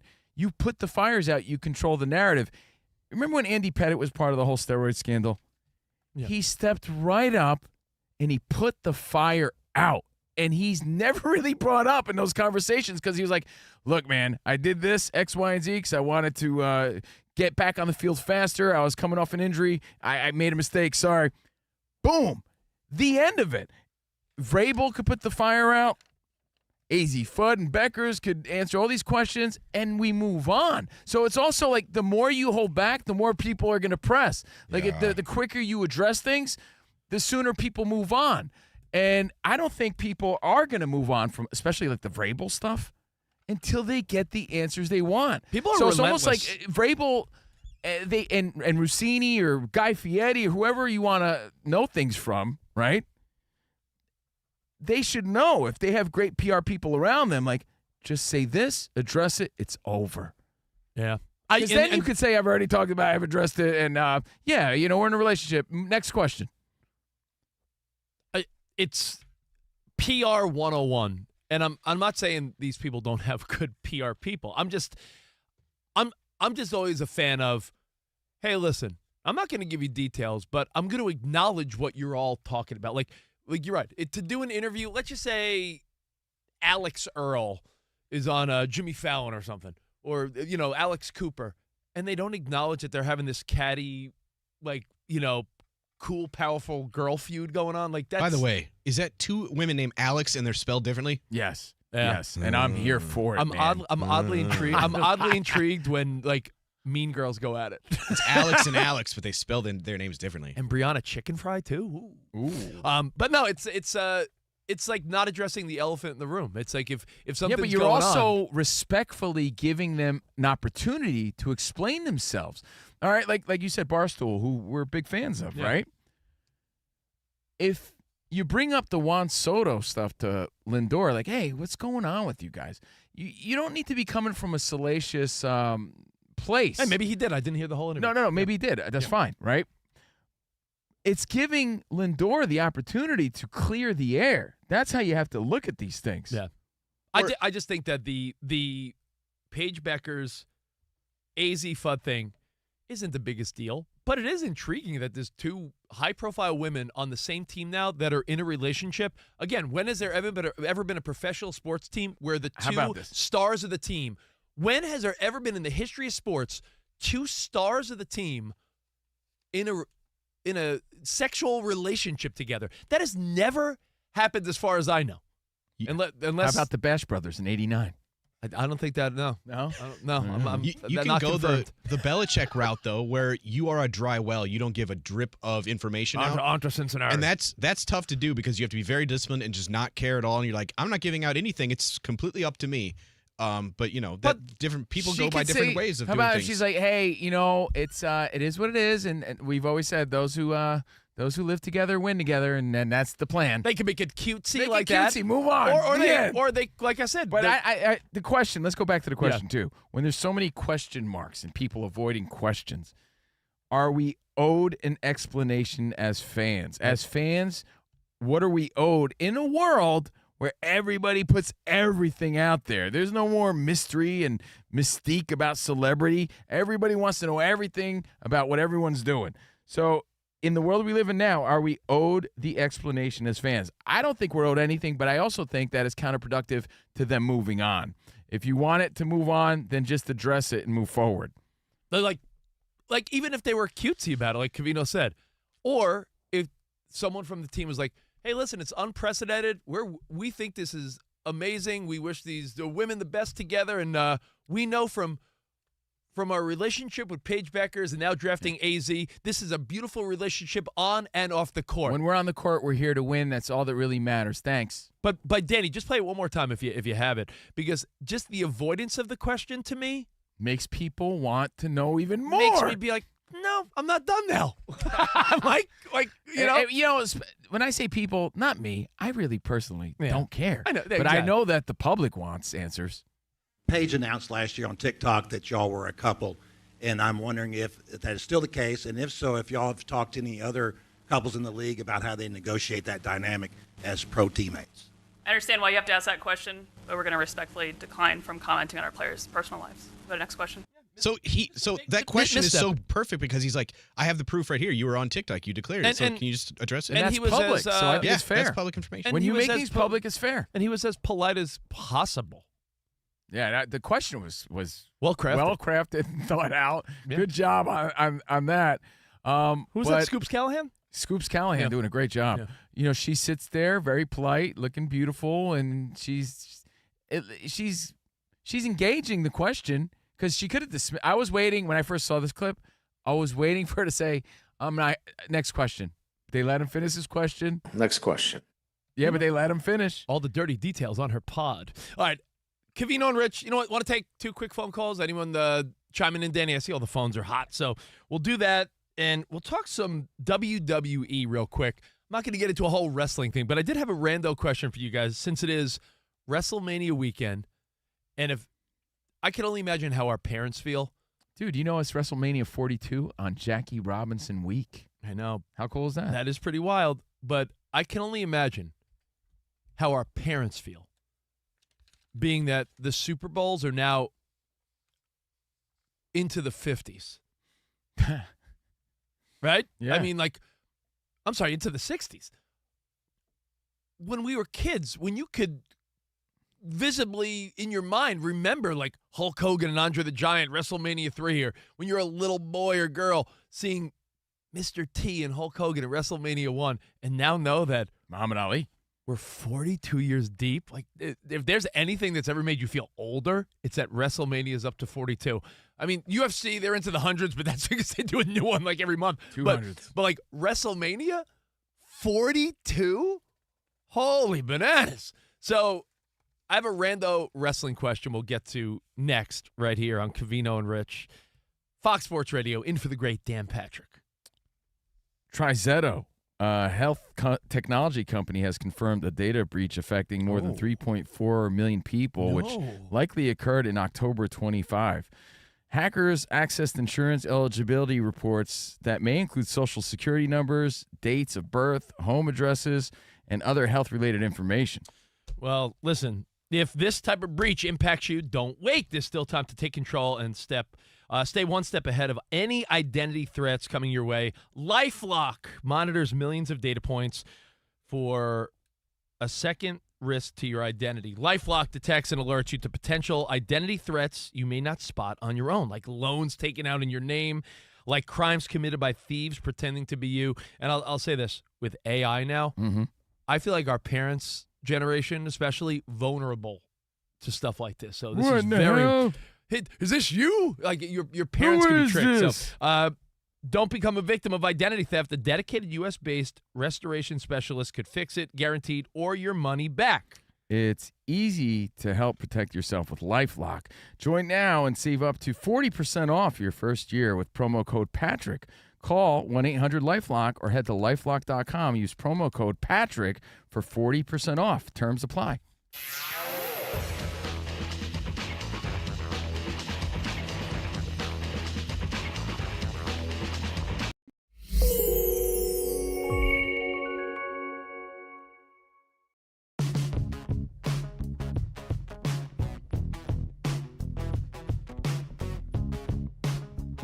I think for people like Fernando Mendoza, granted, number one, Raiders, we get all that. One of the biggest names in the draft, if not the biggest name. He doesn't come from a small family of five, and that's it. Rich, you had no cousins growing up. None. Zilch. Zero. That's truth. That's real talk. Not only is he close with his intimate family, his mom and his brother and his dad, this guy has 800 extended Mendoza relatives. Don't act like he knows them. They have family reunions. I'm not making that up. I swear to you. So I ask you, Fox Sports Radio Nation, if you come from a proud Cuban family and they're all in that Miami area and they're all pumped about their little Fernando, and you're real close to your mom and your family who've done everything for you, you don't think there's a nice side to the story where he chooses the unpopular, I'm going to Pittsburgh, I'd rather stay with my family in Miami? Sam, that's a beautiful thing. Sam, honestly, I would do that. That's wonderful. Oh, Fernando, damn, you're my it. guy. I back him up. I would do the same thing. You know why? Call me a big mama's boy. It's the right thing to do. Mama's boy? Yeah, it's the right thing to do. I'll call you mama's boy. Your mom did your laundry until you were almost 30. Fine. You know And you- what? and you said I and you love said and respect and you're- honor her every day. I have a question. Is it true your mom folded your underwear until you were almost 30? It was her pleasure, bro. She used to tell me. It's my pleasure, That's Stephen. right. It was her pleasure. Your stained boxer briefs. That's right. It's her Disgusting. pleasure. But you know what? Fernando Mendoza is a good kid. The story makes sense. No one's he doubting. wants to spend that time with his. Who's more important, his family or the random mustache-having fans of Pittsburgh? Get out of here. I have the answer to that, but Sam, can you hit me up with some? But how do you ABBA? not see that there could be two ways to look at this? But there's not though. We haven't heard some ABBA in a second. Fernando talk has been low on the show. While you queue up some ABBA, let me tell you that Fernando Mendoza not going to Pittsburgh to be the number one pick in the NFL draft. Walk through that tunnel, that sponsored tunnel where there's lights and cameras. Yeah, that's a lot of shine for people that are really looking for it. He doesn't need all that. Bro, you gonna let me talk? You're gonna interrupt every sentence. Just because you're a mama's boy and you go home because your I mom feel will like make your make you chicken cutlets. How could you not see the flip side to this? Because there is no flip side. There is. Family's everything. He's entering the NFL. He'd be nothing if it wasn't for his family. He cried and thanked his mom with the Heisman. It was beautiful. His mom, his mom and dad and some family members could go to the NFL draft. You know this, right? It's not like they're banned. Yeah, but he rolls deep. That's my point. He has a lot of family. It's not just 4 or 5 people. He has a lot of family. He's a Cuban kid in Miami. They're all over the place out there. Your thoughts, 877-99 on Fox. It's a big story today. It's a terrible decision. And you know what the NFL's thinking right now? Oh, this is awful, you boneheaded kid. We get it. You love your family. Accommodate the mom, accommodate the dad, and you know they would. He's going to be the number one pick. Danny G, you're a Raiders fan. Is this upsetting to you? No, I mean, I feel like, hang on, Rich. I know you're on your third refresher over there. It is difficult, and I've read this before, that it's difficult for Fernando Mendoza's mom to travel, so you got to keep that in mind. Yes. First class. Do whatever they need to do. It's like going to see you know what it's like? It's like I can't even think of a good enough analogy. It would be like going to the Oscars, right? And let's say Timothée Chalamet is up for every award, and he's like, yeah, I'm just going to sit this one out. Yeah, I get that. And for the fans, this is going to be, not as fun of a night as maybe they imagined, because I imagined him with Roger Goodell holding up the Raider jersey. And that's what everyone thinks. And it's a moment, hugging the commissioner, walking through the tunnel, folding the brim of the hat before he puts it on. This is part of his story. For those of you who might not know, his mom has MS. She has multiple sclerosis. It's a big part of the story. I'm not sure that's the reason, but it's also something to consider here. I know, but I do feel like she was at the national championship. She was at the draft. They would do the NFL. I promise you, the NFL would do everything in their power to give Mrs. Mendoza first-class the national treatment. Title game was in Miami. Remember? But I'm saying, but the first-class treatment the Mendoza family would receive, you can't doubt that. It's not like it's like, well, how are they going to accommodate the family? Yeah, he's number one. So if he wanted special accommodations, they would have a lounge with butlers right next to the stage. If Fernando's like, that's what I need. DB, this is a big misstep by, Mendoza. He may not care, but the NFL hates this. They hate it. Yeah. I don't hate it as much. And the thing that I was going to say was, they also hate it because he's the only story of this draft. Like the draft is not littered with skill position players. It's not full of quarterbacks. He's the only story, and it's likely to be done with the story's over within the first hour of him making the pick because of the dog and pony show.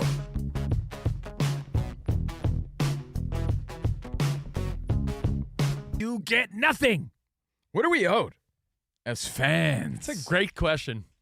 In today's world, that's the thing. You could argue you're owed nothing, but you could also say, hey, between social media, all the money and support you give athletes and teams, give us a little explanation. Well, hey, Rich. I owe you nothing. I owe you nothing. Mike, who runs this place. Who? Mike, who runs this place. Never heard of him. Looks like Stone Cold Steve Austin. I thought you were going to say Rick from Pawn Stars. He does look like Rick Stone from Pawn Cold Steve Stars. Austin, that's a perfect segue. Yeah, we're going to talk wrestling. He was like, this wasn't the time and place. It's a press conference. It's like a business press conference. We're talking business, not personal stuff. But on the flip side of that, it's like, well, this could have been a perfect opportunity to quickly address it and say something professional, address it and say, yeah, but we're here to win, and what's on the court is on the court, and that's it. So when it comes to AZ Fudd and Paige Beckers and Vrabel and anyone in the public eye, are we owed explanations? Some type of answer. Is Covino and Rich in for Dan Patrick, live from the Fox Sports Radio studio. Every pick, every trade, we got our guy. Draft night is better together. So grab a Miller Lite. Grab your friends. Better together, guys. Yeah. Turn tonight into one you'll talk about all season. Miller Lite. Legendary moments start with a light. All right. We're going to get to your feedback. In fact, Danny, we'll do 2 quick phone calls and we'll move along because I have a wrestling rando question, being that it is Wrestlemania weekend and a bunch of NFL as well. So who we got? Let's start New York State with Colin. Colin, what's up? Yo, if they were going to publicize this, somebody's relationship, they would make a movie about it, They would make it big if they're going to publicize it. Who would make a movie? Yeah. Spike Lee, the greatest, NBA fan director. He's courtside for Knicks games. Come on. Yeah. He's we got to appreciate Spike Lee. The Academy gave him an honorary award, like they give to people because they make mistakes, so they got to give honorary awards because they know that they messed up. He's saying Spike Lee should do a movie on AZ Fudd and Paige Beckers. Not so fast. Or maybe they should do the right thing and just simply address these things. I see what you did there. Maybe when the story's done. I don't know. I just think it's interesting. Speaking of movies, the whole Vrabel situation, if they leaned into the speculation, because we don't know the story, right? Yeah. But think of the stories. Yeah. That could be a movie for sure. Especially if we find out who hired the PI. You know what? Which there's rumors Yeah, about that. There's rumors about how the industry really works, Yeah, right? oh, That's a boy. movie, I feel bro. terrible Pull about the curtain back. I feel terrible about the Rossini-Vrabel thing. I feel bad even talking about it because, they got families and everything. Yeah. But Danny G. One of the family members might have hired the PI. That's the rumor today. You never but- know. I will say, though, as you take that last sip of iced coffee, don't be shy. Oh, did you want the one last call on? Yeah. on But that by the way, topic, never be shy. When people are shy to get that last milkshake or coffee sip because it sounds gross, do it. You're good. Yeah. Don't do Sounds it on a gross. microphone. though. Theater of the mind. I'm sharing my coffee with the audience. Hey, Danny G, I always thought it was interesting when someone knew they were going to be exposed and that weird feeling. I always think of Manti Te'o. When Manti Te'o realized, oh, no, Yep. Linnea Kakua, whatever it was, doesn't exist. Lie on top of lie on top of lie. But he was like, well, I just got to hope no one figures it out. But he's sitting there knowing that he's about to be exposed.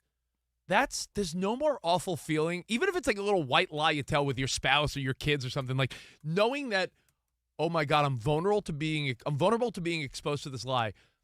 As more and more details come out, unfortunately, about the Vrabel Diana Rossini thing, there is a sense of like, oh no.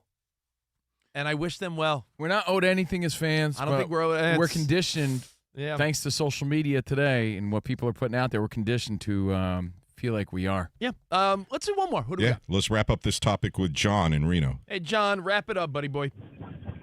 Hey, guys, how you doing this morning? Good, man. Thanks for calling. What's up? Good. Did you say the Dallas Wings or is it the Dallas Scissors? Oh! Oh. Sam, you had to really beep that? I mean, that may be in bad taste. Yeah, but that's his taste. I know. You can go to the That's podcast. his and hear bad it. joke, though. It's his bad joke. You don't have to beep his Listen, bad this joke. is a prestigious Sam's not time the slot bad here. guy. Sam's protecting us. This is a prestigious time slot on the Dan Patrick. Yeah, Show. out of Oh, respect boy. to Dan. Go to the podcast. You can hear what he said. Sam, you know what? You're like that bat boy for the Giants. Protecting I'm a buffer. your guy. Yes, And by the way, Sam's a ride or die guy. you know what? I'm going to post that. I posted it at Rich Davis. Please- I'll post please it. I'll describe post it. that 'cause it's really funny. I'll post Fluffer. it at Covino and Rich as well. I need to dump that too. Kidding. The Giants-Reds game, Willie Adames gets hit by a pitch. And Danny, you saw it too. I showed Covino. So funny. The bat boy, the minute Adames stares down the pitcher like, yo, you hit me on purpose. And there was a moment where you're like, yo, is he going to charge the mound? Well, even the announcers acknowledged that was on purpose. And Yeah. he does the walk down to first base with the mean mug at the pitcher like, yo. It's his security guy stride though that makes that clip. As Willie Adames stares down the pitcher like, yo, you mother. The bat boy grabs the bat, looking at the pitcher, nodding his head like, you son of a. And it literally is walking in disapproval with a strut. He was walking hard like he's Dewey Cox. Who walks harder, Dewey Cox or that bat boy? Dude, it was the funniest He thing. had his so- back. He was he was like, what? He was talking smack. You saw it. He the was walking bat hard. boy. So this is the bat most. boy. They're saying this is the He most. was so mad that his I'll be your bat boy. he was so mad that I'll be his the dude DP got bat hit by boy. a pitch. It's funny, man. All right, so Rich, it's WrestleMania weekend. Yes, sir. What's your question? My question is, as like I said, if you're around our age, you remember as a little kid, you can be older, younger, doesn't matter. I'm just saying, we remember the evolution of wrestling, right? Like our grandparents would tell us about all these old hairy guys grappling. Then all of a sudden, Vince McMahon and Hulk Hogan. I'm telling you, I share such a, I can't say unique memory because I'm not sure how to feel about it. But I remember either the adults in my life didn't want to tell me the truth or they really didn't know, because to see wrestling at one point, you had to go and see it.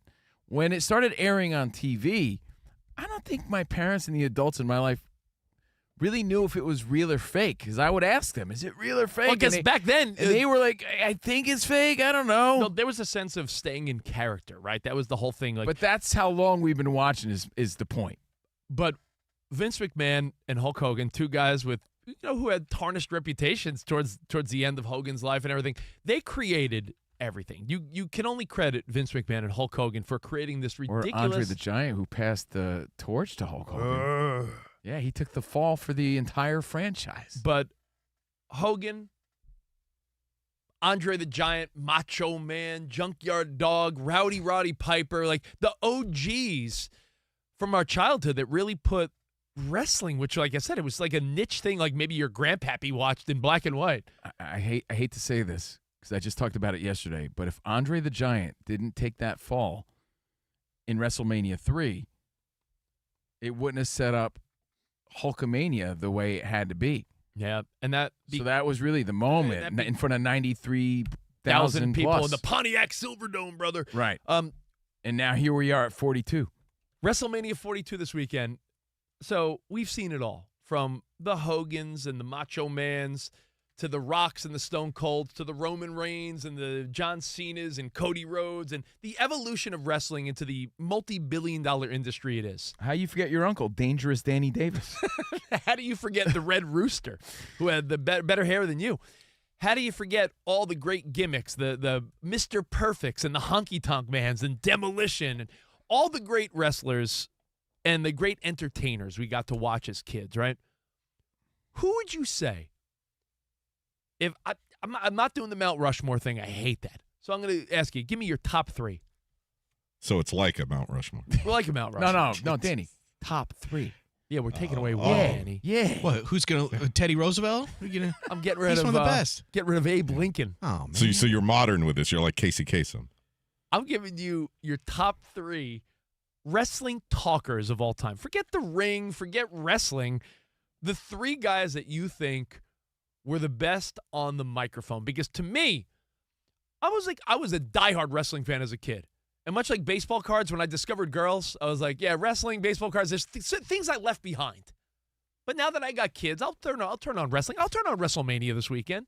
He didn't leave behind his Hulk Hogan pillow person because he still has it. Hulkster. Rich still sleeps with it. Yeah. At least I don't have weird thoughts about the fabulous moolah. Like Ooh. But if I were to say top 3 wrestling talkers, I would say The Rock's got to be on there. The Rock could command that ring and the crowd. If you smell what The Rock is cooking. It doesn't matter what you think. Yeah. I think The Rock's got to be there. I think you also have to put maybe the original best trash talker before all the others. The Hot Rod, Rowdy Roddy Piper, was like the ultimate smack-talking bad guy. He had his own show. Piper's Pit. Yeah, and that's proof that he was good. Yeah, the guy knew how to command an audience. That's why he had a show. And the third one, because he was so absurd and never truly made sense, but we can't get enough of these clips on Instagram and TikTok. Oh, yeah. Well, you know Macho Man Randy Savage, just because everything he said was ridiculous. Then he's the number one answer because he's my only crossover with my instinct here. Oh, what are your top 3? You know, I know it's silly, but when you think of quotable, right? And I love your Rock answer, so I can't change it now, but I probably would change Hogan for The Rock. I mean, the Hogan, what you gonna do, brother? Yeah, Let me tell you something, Mean Gene. So many quotable moments, and you got to think, like, he was the guy. If Andre the Guy was before Hogan, right? Andre the Giant? Yeah. Like, think of the dynamic, like you see in Hulk Hogan, how dynamic he was for that time, right? Because he was really taking that next level. And I say, just like on a style perspective, maybe he wasn't saying the most poignant, exciting things, but I always say Jake the Snake took a lot of command of really bringing you in. Oh, you got that voice, Jake the Snake. Yeah, but he pulled you in, right? Because he was looking at the camera real tough, and I always like Jake the Snake. That gritty voice. So our only crossover is Macho Man, the Macho King. So I'm saying he might be the answer. And I guarantee there's plenty of people that are like, you're not going to bring up Stone Cold, who might have been the guy that. They're all great. What? Well, it became What? that's Like, what it became, right? There was guys who were good in the ring, and then there was guys who really commanded the mic. But I'll be honest, Some did both. As a guy that loved it as a kid and a guy that will casually watch now, I always thought the better skill set. I'm not saying what they do in the ring is miraculous, right? Flips and top ropes and jumping on tables, and I admire the guys that are great in the ring as sports athletes and entertainers. But to me, the part of wrestling that I always loved was the smack talk. So I thought if you were good on the mic, I was a fan of you. Like the arrogance of a honky-tonk man. Speaking of arrogance, the arrogance of Rick the Model Martel or Mr. Perfect. Or Ted DiBiase. the $1 Million Man. Yeah, Everybody's he got had a price. some really great So, moments on the hey, mic. just as we get into WrestleMania 42 weekend, just wanted to throw it out there. It's got to be, based on what we're saying though, the Macho King, Macho Man. So we'll get to some NFL next. We're gonna play a game, give away some prizes with Brainwave. A lot of fun filling in for Dan Patrick. But if you are a wrestling fan, enjoy WrestleMania 42 weekend in Las Vegas, brother. I'm your friend.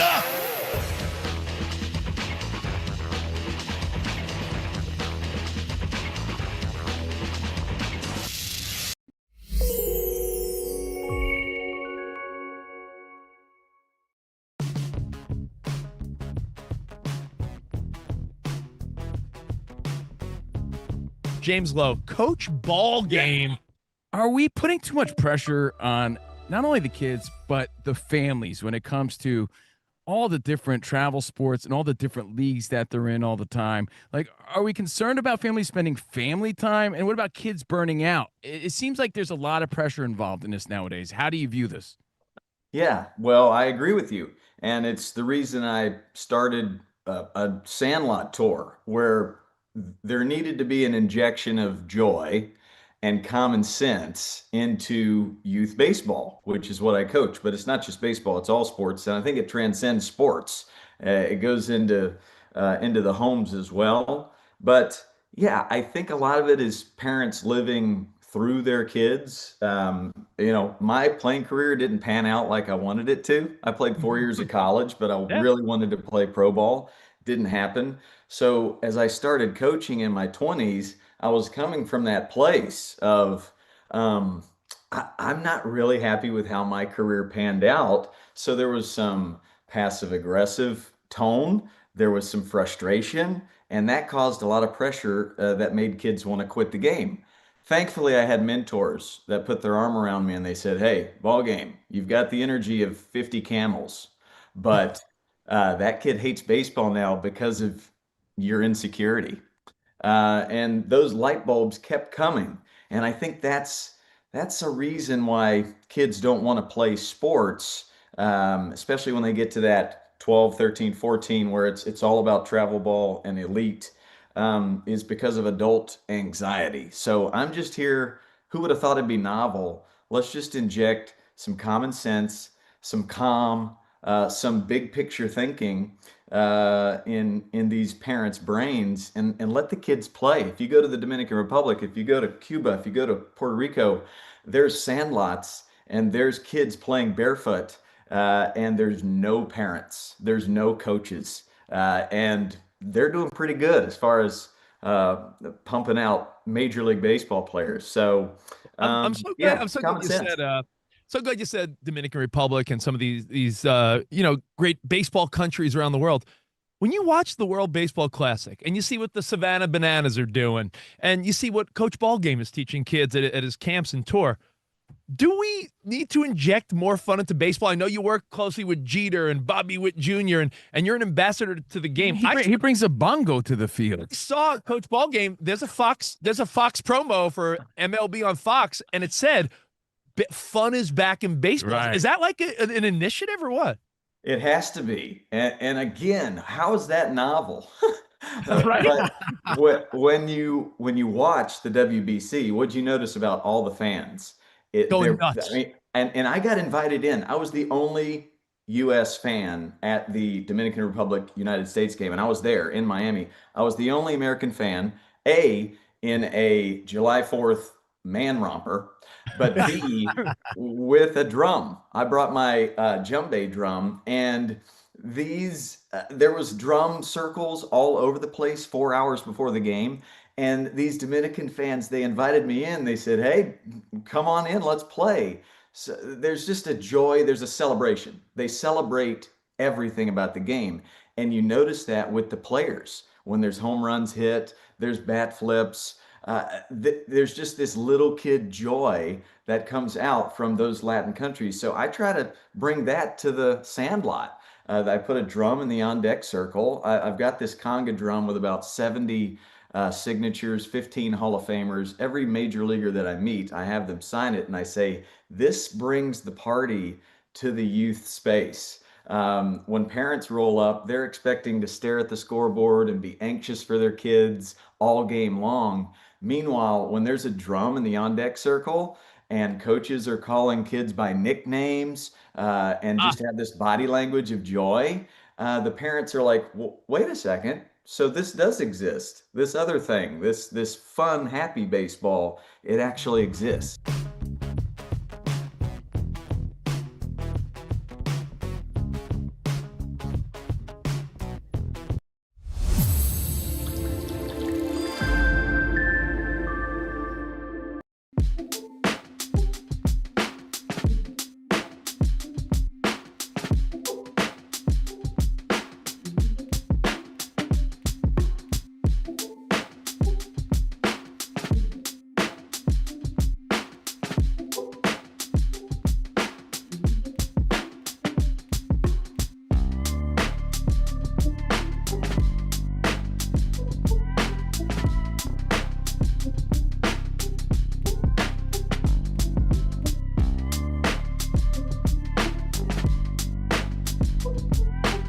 What you gonna do when Covino Mania and Richamania run wild on you, brothers? Everybody knows that you guys have been Hulkamaniacs. So after you train, say your prayers, and eat your vitamins, go ahead and get crazy and get naked. Right now? I don't know. I'm going to keep my clothes on, brother, just in case. Hey. But thank you, Hulkster, and rest in peace, man. Isn't that crazy? Yeah. I saw his son Nick looking at the Hogan tribute at the WWE experience in Las Vegas. Really cool. Yeah, that was cool. But real American, Hulk Hogan. Yeah. Covino and Rich on Fox Sports Radio, in for the great DP. Day 3 of the Dan Patrick Hat-Trick. That means if you missed anything the past few days, please catch it on the podcast or watch what you hear on YouTube at Covino and Rich FSR. We're streaming live. We're getting live feedback. All right. And we're live from the Fox Sports Radio studio. After the show, podcast goes up. Just search Covino and Rich and give us 5 stars. We appreciate it. You know, we're going to talk NBA in a second, some NFL, but you said 2 quick phone calls, Danny? Yes, sir. I posed the question. It is WrestleMania weekend. I totally forgot. WrestleMania 42, if you're into wrestling. Who is the best talker in wrestling history? I was saying you got to say The Rock, Piper, and Macho Man. I'm your friend. And you were saying, of course, the Hulkster. Especially for the time. Yeah. And what we were accustomed to at that time. Like, we never saw anyone as dynamic as the Hulkster. He was the first to really be that way, that guy. You know, when Andre the Giant was the dude before him. And anybody want to feel it?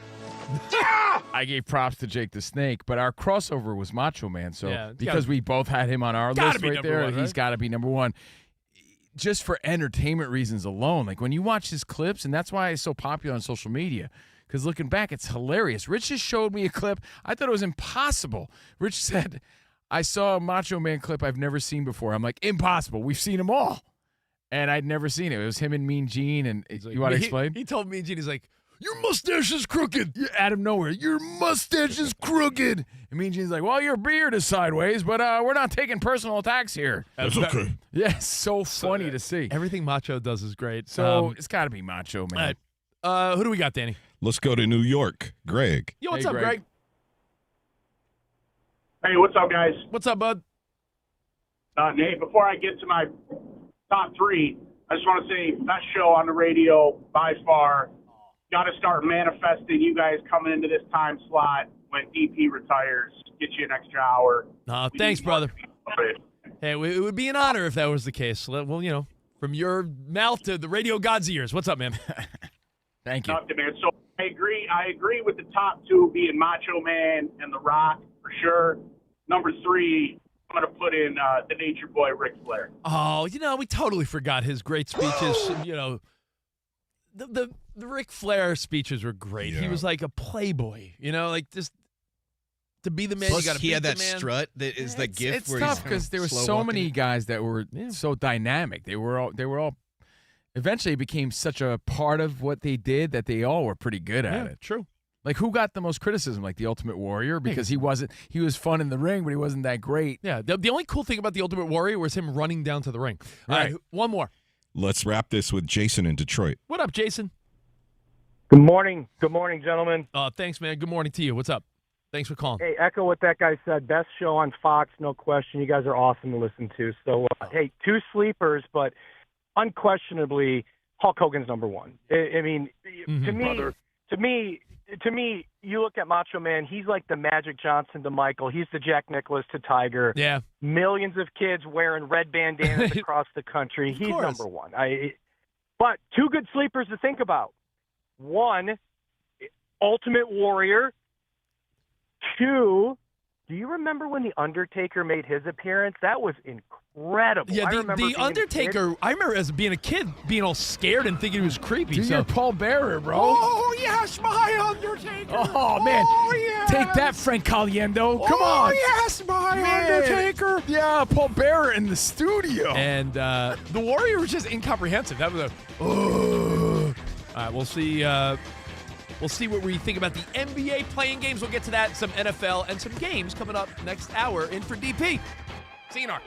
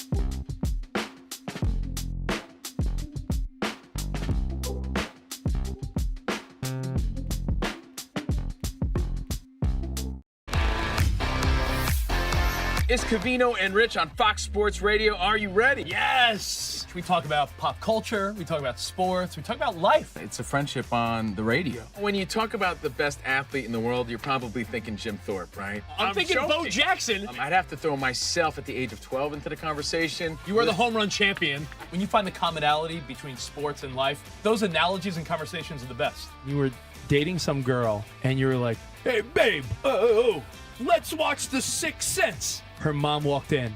Can you believe he was dead the whole time? I wanted to get up. Well, slow down, Dana White. I don't want to say. It's never boring.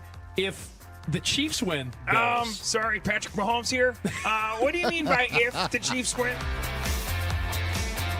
Our friendship is real. It's authentic. You can't fake the fun. we're the type of guys you'd want to hang out with at a sports bar. Best way to pick someone up at a bar? Yeah. Go up to a cute girl and say, oh, look at that bozo over there. And I point to you. We could make fun of each other, poke each other a little bit. I call him Blubber Lips, Rich Davis, because he never stops talking. He thinks he's the Mexican Fonz. Yeah. At any point, he's wearing a chain. You have a chain on? Always. Of course he has a chain on. That's like asking me if I'm wearing cologne right now. Of course I am.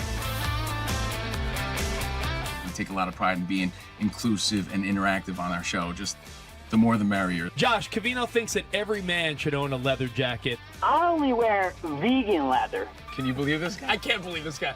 We have a very special connection with our audience, our listeners. People feel that friendship. And I appreciate your show. I love it. It's all for you. Thank you. Mike Tyson, Covino, loves to just challenge us with random Mike Tyson trivia. Which accomplished celebrity purchased my sprawling Connecticut estate? I'm going to go 50 Cent. You are absolutely correct. 50 Cent. I love his song. You can't schedule a big event during a big sports moment. My family member scheduled their wedding the same night as a Julio Cesar Chavez fight. Everyone was glued to that fight instead of doing the electric slide. This is weak. Unbelievable. You're very tricky. America, you got sports, you got fun, you got us. Covino and Rich. We're crushing it.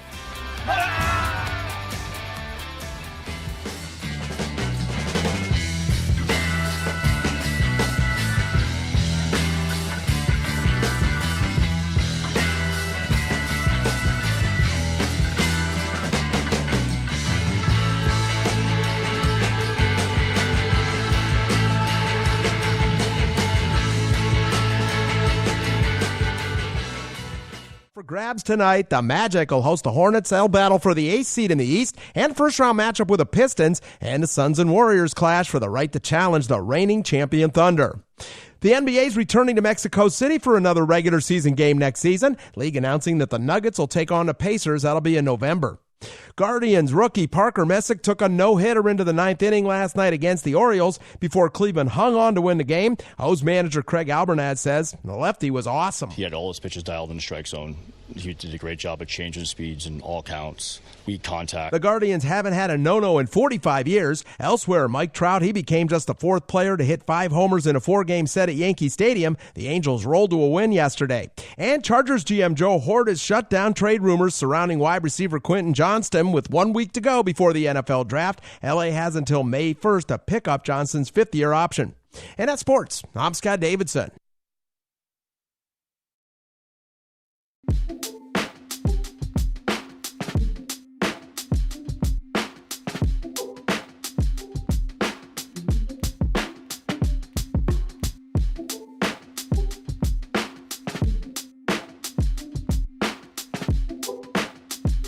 Dan Patrick. Welcome to the Dan Patrick Show. We are the most unathletically decorated show in radio history, I think. America's most revered sports talk show. Respect the position that you have. But today, Dan Patrick and the 4 Danettes are not here. So sitting in for Dan Patrick and hosting the Dan Patrick Show, here's Steve Covino and Rich Davis. Oh, sit down, everyone. Relax. It's Friday. Freaking day. Let's go. What are you trying to say? It's a casual Friday? Today's Friday. Is that why you wore your slippers to the studio? Friday. Today's Friday. Oh, yeah. I have a question for you. Yeah. Today's Friday. We are experts in ADD radio. You are. Do you, maybe I am. You actually own slippers? Yeah, I own them, yeah. No, because I was running some errands yesterday. I'm not a big slipper guy, but I own them. I had to stop. Do you wear them, though? I had to stop at Walmart yesterday to pick up something, and I was like, should I buy a cheap pair of slippers? What do you walk around the house in? Just your socks, right? Yeah, man. That's why I got the screen door socks. What about some like Adidas slides? You know, I got some of those. Yeah. I Some got those Pumas. for the patio. Like, Yeah, those true. are like my, hitting the patio or backyard sort of thing. Well, anyway, CNR on FSR, in for the great Dan Patrick. Shout out to the Danettes. What's up, Marvin? What's up, Paul Fritzy? Paps, Fritz, What's up, guys? Seaton on his way out the door. Really appreciate you guys trusting us with the reins of the DP show while you guys take a little break. And again, they'll Good be luck to Dylan, by the way, who's going to be Dylan's a new filling guy, right? Seaton's big shoes. And they'll be in Pittsburgh next week for the draft, so that should be fun for the DP audience as we get ready for the NFL. In fact, we're going to talk NFL draft in a They'll second. be there. Fernando Mendoza won't be. Rich still crying about it. I think it's the worst move ever. Mendoza should be there. Fernando, how dare you? Anyway, thank you guys for hanging out with us. If you want to see what you hear, at Covino and Rich FSR on YouTube, Brett Schaefer's there, Colin in Canada, Scott for Mayor, Wes in Idaho. You need to be tuned in for the Brainwave game. Dominic Cotone, is that how you say it? A lot of people chiming in, talking smack, and Danny G's right. We play a game this hour called Brainwave. It's very newlywed game, and you need to see our answers, and it's very interactive, and we want you to be part of it. We're giving away prizes, prize packs, and if you're one of those tailgating guys, we got koozies for you and mini footballs. Let's go. Yeah, so you know what? It's interesting. It is almost like a tailgating pack. It's a football and It is. koozies. Danny, NBA in a second, but you just said, we talked about Mendoza, and Covino strikes a chord every time he says this because I love what Mendoza is all about. I love the dynamic in his family. You know, his mother's story is heartwarming. in fact, he's your number one Mendoza right now, especially as a Mets fan, right? If Carlos Mendoza, here's the thing about Carlos Mendoza as the Mets manager. They're going for history this weekend, right? Why'd you have to bring up the I Mets? know. They've lost 8 in a row. If they lose today, that'll be 9. They haven't lost 9 games in a row since 2004. Who was manager? Art Howe? Like, we're talking like 21 years ago, 22 years ago. So, Mets playing the Cubbies tonight.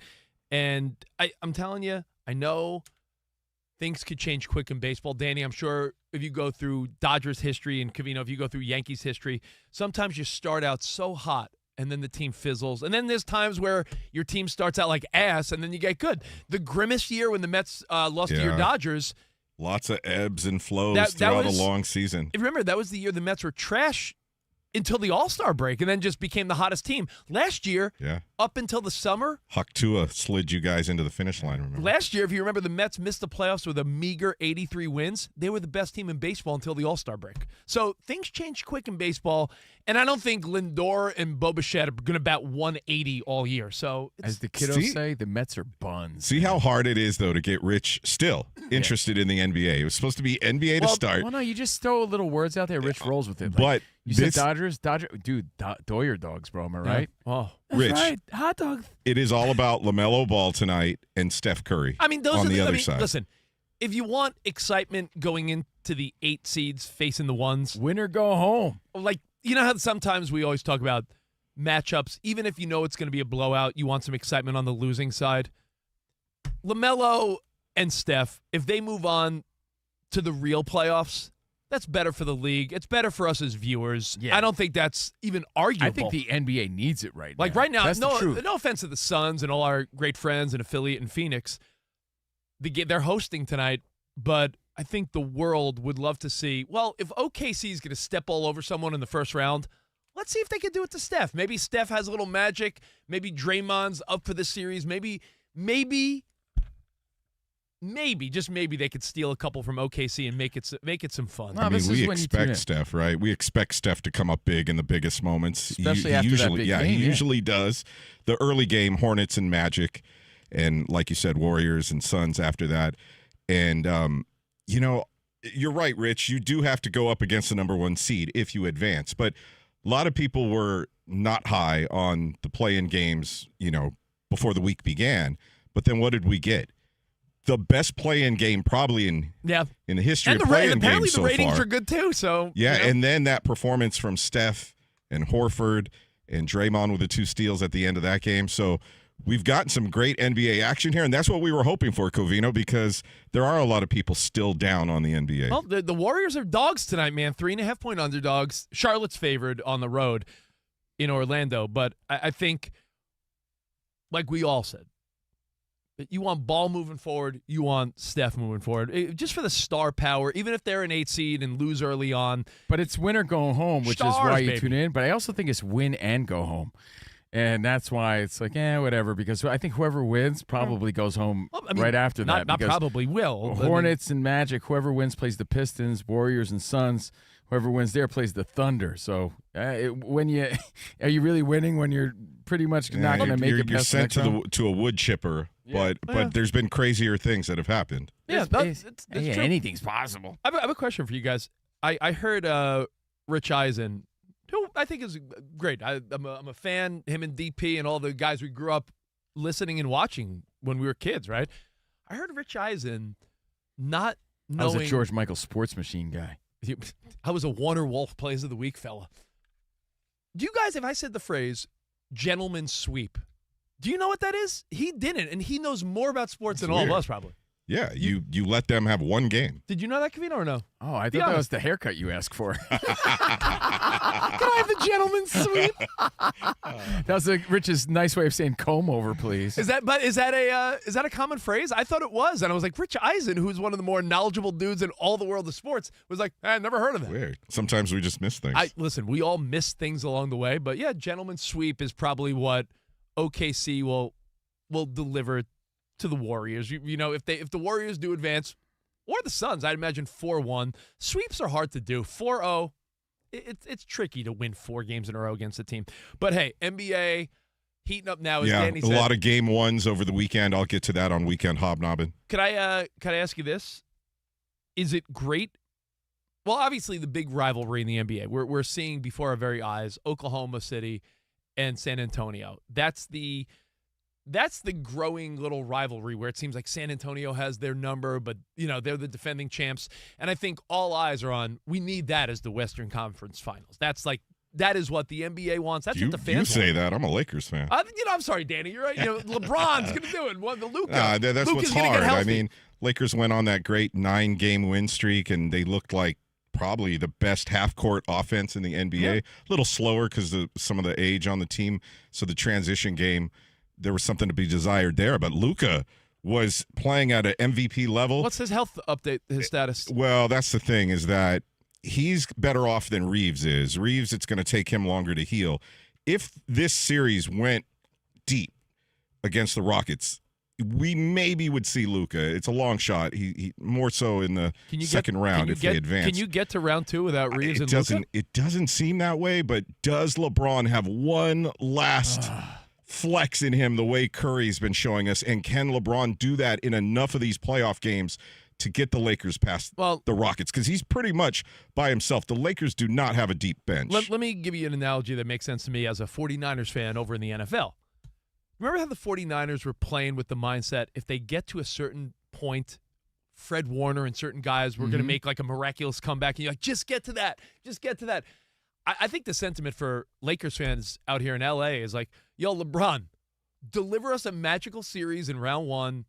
Get us to the point where Luka and Reeves and some of these guys could possibly come back and join the party, because you don't want a first-round exit, Danny. I know you could always blame it on, health and bad timing, but Lakers are not a team that we can't have a first-round exit from the Lakers, right? I mean, and what makes it harder to stomach is that the Lakers matched up against the Rockets before the injuries really, really well. And so this was going to be maybe a gentleman's sweep the other way with the Lakers, dominating the Rockets, and it's not looking that way with your 2 of your best 3 players out. If you're talking about things to look out for, then round 1, could LeBron be the LeBron of old and single-handedly put a team on his back like he did with Cleveland for years, where it was like LeBron and people you didn't know? Yeah, but what year was that? I know. Yeah, that was some fountain of youth. That was when you had a Nokia flip phone. Exactly.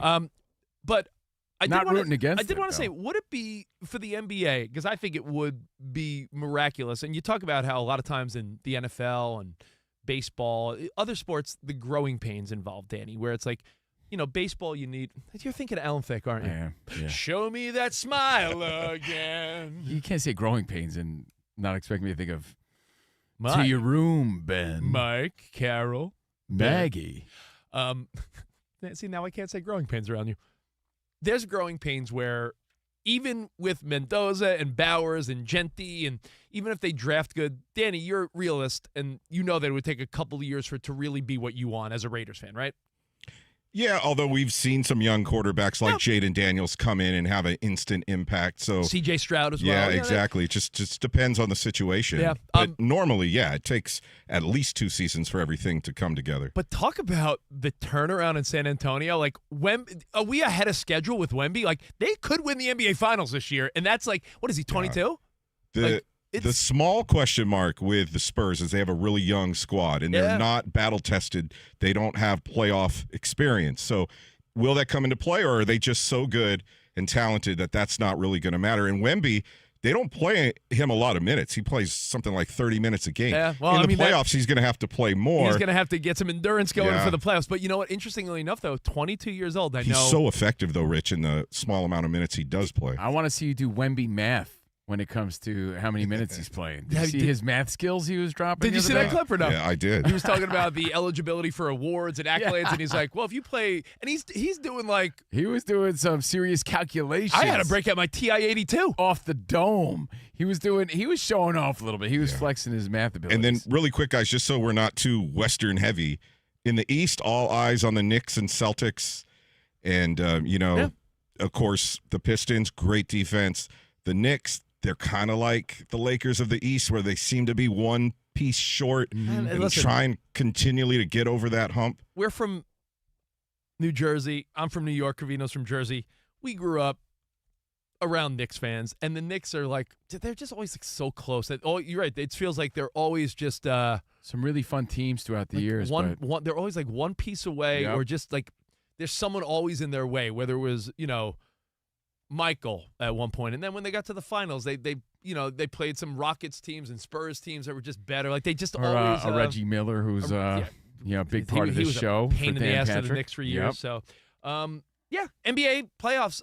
Danny's right. And Celtics have a lot of momentum going into the playoffs. And the Celtics are always there. Danny, interestingly enough, you always make fun of me because I keep saying, "Oh, guy, this is when I'll really zone in." Yeah, I think. Few days before the first play-in game, Rich said, this is when I'm going to start watching. He keeps pushing it. I keep pushing, but you know what? When it really is your 16 NBA playoff teams for real, you got to be locked in that's when the getting's good. So NBA playoffs, Danny will give you more of what to watch in weekend hobnobbing later.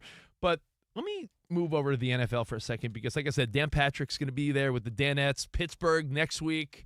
Mendoza's going to be on the couch. He better be doing some Fernando karaoke with his family or something. They got to be. They're going to be partying. There's going to be some antics. Great. You're going to come back taking back everything you said about him. I hope so. Because we're going to get great footage and heart-tugging footage of him and his family, definitely. All right, well, we shall see. That's But you have Thursday. an NFL hypothetical? An NFL draft hypothetical. Yeah, I guess, a lot of NFL players have a team, right? I mean, remember when not to name drop, when we first met Joe Montana, and he was telling me how much he loved the Steelers as a kid. I'm like, put Joe.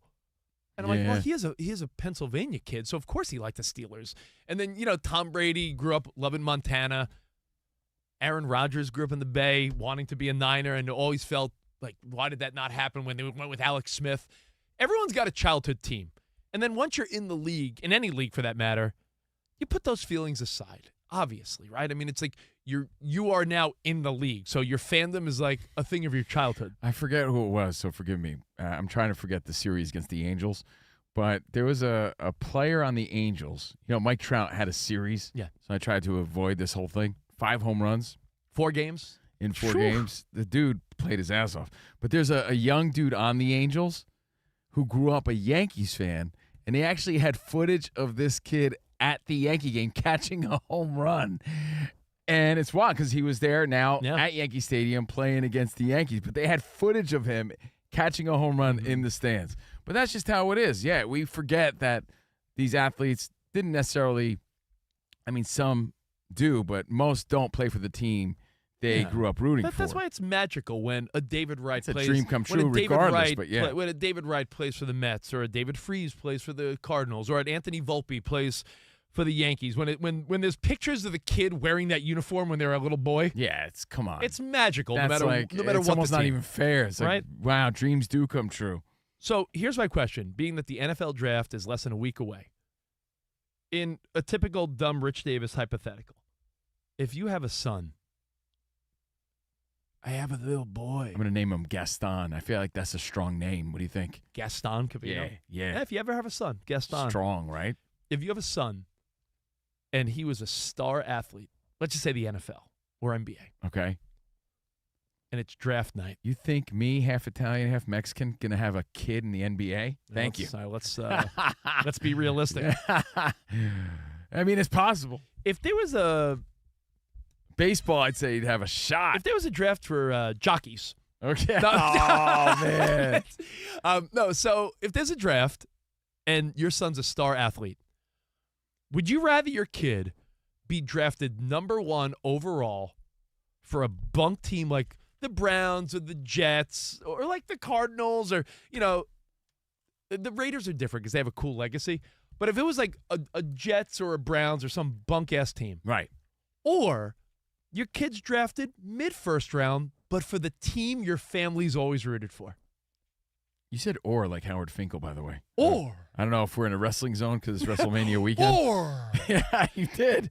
So, okay, I got you. So, NFL draft on Thursday. Let's say draft high for no, not draft high. 1. I know it's the Raiders, but I'm saying in a imaginary scenario, it's a lame ass team. Sorry, Cleveland. So you're the first round draft, first pick for the Jets or the Browns or something like that. A weak ass team or a lower pick, so or a team you actually rooted for. So Koa would be number 1, Rich, but by the Jets. Yeah, let's say in a different scenario, Danny, your son Koa was drafted number 1 by the Jets or the Browns, number 1 overall, but the Raiders in that year happen to have pick number 27. Yeah. Do you rather your son drop in the draft, but he's on the team the family loves? Oh, that's a tough one.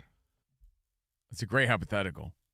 I mean, it's your kid, so you're rooting for either one. That's great. Yeah, that's and the if real they answer. were number 1, that would mean greatness. 1 means like your kid's the best. Like he is the high hopes. Transcended. But the salary out the gate too. Imagine the number 1 your kid playing for the team your family roots for. That's also like that's the ultimate dream and come then true. You could flip it, even say the enemy. Like, by the way, how far down? Well, first round. That's still big money. Okay, all right. But like So in the 20s. Like maybe. Danny, let's say I would take that then. Let's absolutely. say, I would say, take that. That's by far the answer. Let's say by the time your son is a young man, 15, 20 years from now, let's say the Chiefs are sort of lame, but they are still the Raiders. Let's say he gets drafted by the Chiefs at number 1 or the Raiders later in the draft. Like, all of a sudden, Danny's going to have to trade all his silver and black for red. Not happening. Kansas Danny City. G's whole closet is silver and black. Yeah, Casey, I love you for listening to the DP show, but if Koa had to put on Chiefs gear, it would be tough. But you know what? Again, you're more invested in your family and what's going on with your kid than That's true. You know, it's a double doozy of negative, and I'll tell you why. Because now you have to buy all Chiefs gear, right? And Danny G, we know you only rock Raiders gear. And think of the pressures that come with being that number 1 pick. Like, could I get a Chiefs jersey with his number, but in silver and black? I don't think it's so hard to live up to those expectations, though. And then on the flip side, it's win-win. They're playing for your team, and there's lower expectations, lower pressure, and a better chance of him succeeding in that spot. And on your dream team, I just think that's so. And clearly the answer here. That is part of the fun of draft night, because there are guys that will be drafted by the team they rooted for, and that's pretty freaking cool. And then there's guys that have no clue. Am I going to end up in Miami? Am I going to end up in Wisconsin? Am I going to end up in Chicago, Southern California? Okay. It's who knows? So with the draft coming up, it's a hypothetical. It's a John Quinones. What would you do? Or what do you prefer? A high draft for a team you don't care about. Number one, yeah. Or a lower draft for the team you always dreamt about and rooted for your whole life. If your kid makes it to the league, that's a dream come true to begin with. So your thoughts on that. Plus, we'll play Brainwave if you want in. 877-99 on Fox. It's our fun game where we give away some prizes. You just got to match our answers. Brainwave is next here on Covino and Rich, in for the great Dan Patrick. These days, it feels like everyone's on a quest to save a little extra. We hunt through coupons, scroll comparison sites, and join those online groups our cousin swears by all searching the same thing, a better way to save on insurance. Yeah, there's an easier path, though. Liberty Mutual customizes your insurance. Car and home insurance, ways to save money. You could bundle your home and car. Those savings really start to add up. It's insurance built around real people, real families, and real budgets. Liberty Mutual shows up ready to help, going above and beyond to make savings on a car and home insurance feel simple, human, and actually achievable. No complicated quests, no treasure maps, no endless searching. Just a team committed to helping you keep more of what matters in your pocket. So instead of chasing deals across the internet, you feel confident knowing your coverage is customized with savings in mind. Start your quote at libertymutual.com.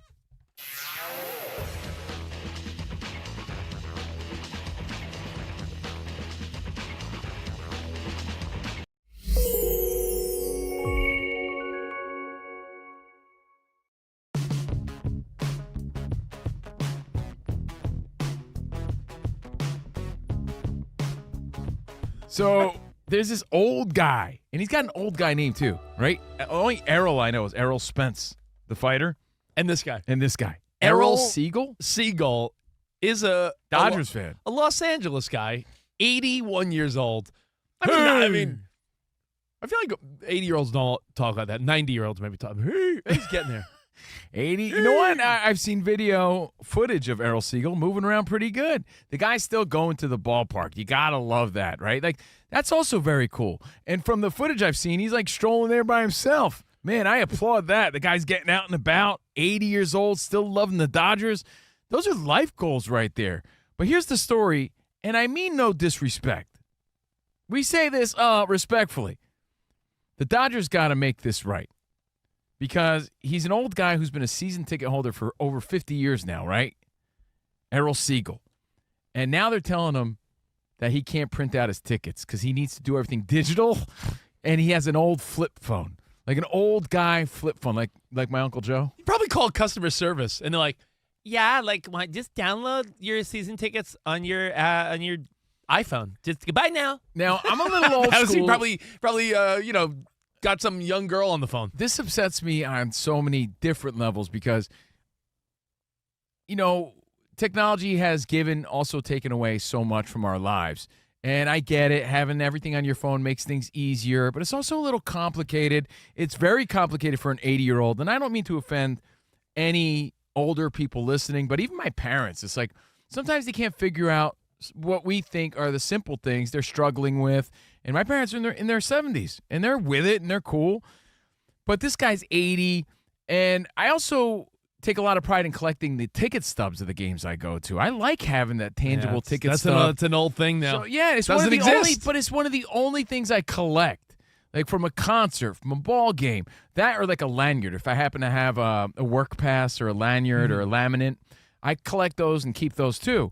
So, here's a guy that's dedicated 50 years of being a season ticket holder, 50 years of going to all the games, 50 years of support and financial support, 50 years of probably collecting his ticket stubs. Yep. And now they're telling him, nah, we can't print them out for you. But here's the side part of the doozy. But here's the deal. I mean, it's like when you talk about that generation or anyone for that matter, what does he do if he takes a flight?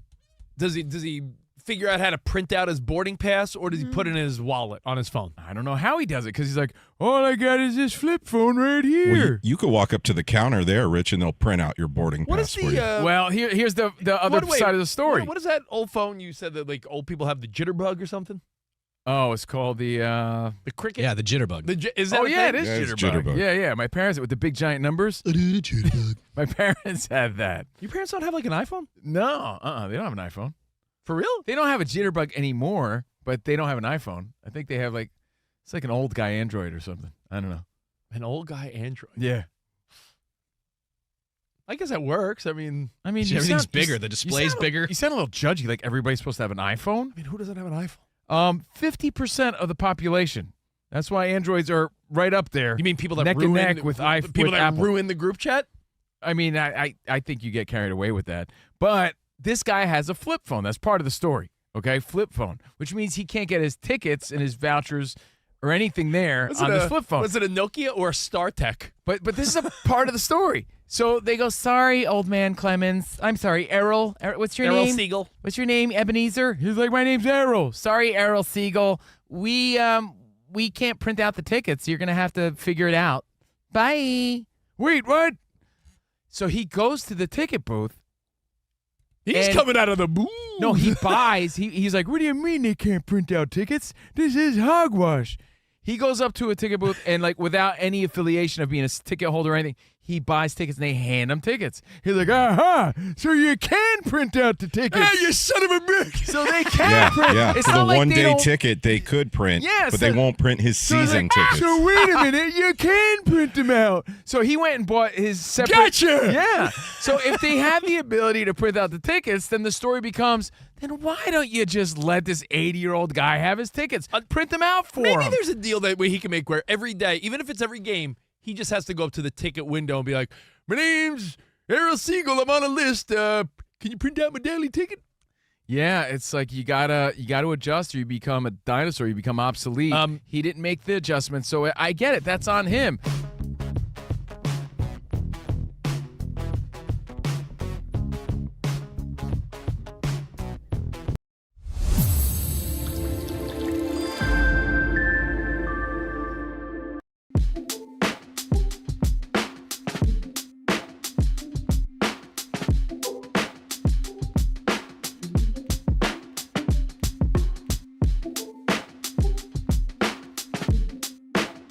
Welcome back to the Showgram program. Covino and Rich. Órale, los vatos logos. What's up, Thank you guys bro? for hanging out with us. Steve Covino, Rich Davis, Danny G, Sam, and the whole team is here because we're playing a game.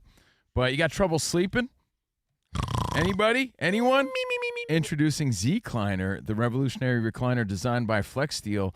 Zcliner engineered with restful sleep in mind, making it an ideal bed alternative. Yeah, a healthy life starts with a healthy night's sleep. Visit Zcliner.com/DanPatrick today to find Zcliner at a store near you. Now, it's something we do on our afternoon show every Friday. A fun game, giving away some prizes. We call it Brainwave. Do Covino and Rich really share the same brain? Doris Day, Red, Johnny Ray, Pacific, Joe DiMaggio. Is their crew not far behind? We're one. Welcome to Brainwave. Try to make sense of the brain. It's easy. We drop fun sports, music, and entertainment questions. And if you match with enough of these bozos, you win. I love that. On the count of three, reveal. Brainwave. Ooh. 1, 2, 3. Yeah. Yeah. Locked in. guys are on the same wavelength right now. All right, happy Friday. The questions in this game are all subjective. You just need to try and match the brain of CNR and the crew. All right, we're going to get our contestant on the studio lines, then I'll give you the rules for the game. Ann in Phoenix, Arizona was the first through. Good morning, everyone. Hey, good morning. Hey, Ann, how are you? Doing well. What do you do for a living there in Phoenix? I'm a mother. Hardest job of them all.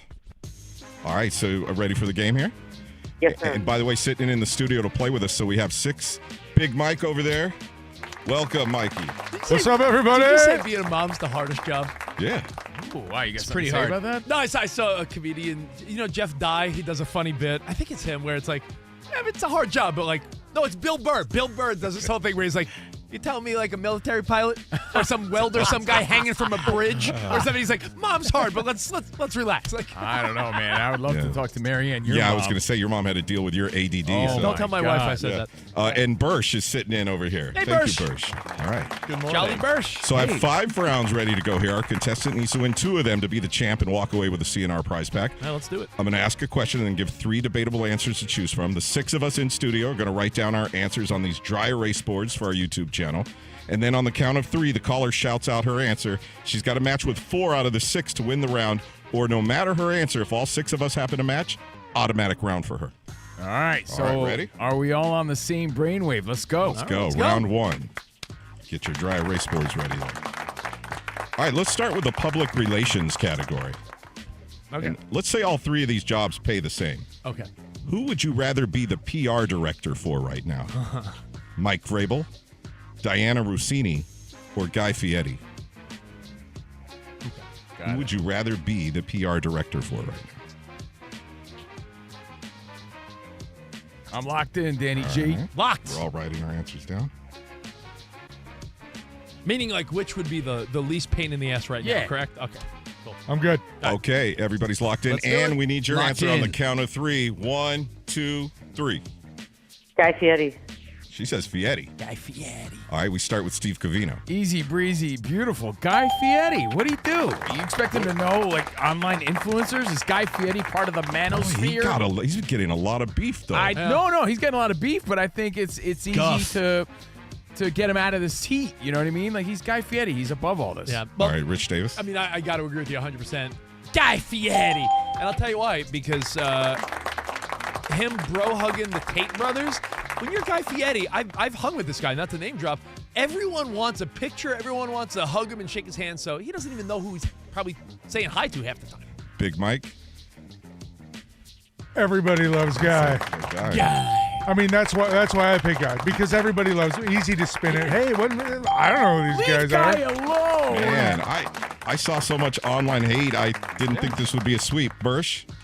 It's not. You said. I said Mike Vrabel. Hey, Okay. we're focused on football. We're focused on the draft. Let's keep it moving. Right. That's all you That gotta story say. doesn't affect his Yeah. ability He's to been coach. fine. As some people have said, Diana Rossini, there's different layers. For Vrabel, like, there's less he's done possibly wrong, right? Yeah. Well, and I saw a report yesterday saying that Diana has already had offers from other outlets. So I said Rossini because she's talented. She'll get a and it chance. feels like attention's kind of gone over to Vrabel right now. Okay. Sam, it comes down to you. All right, so we got 1, 2, 3. 3 points. 3. She needs 1 more.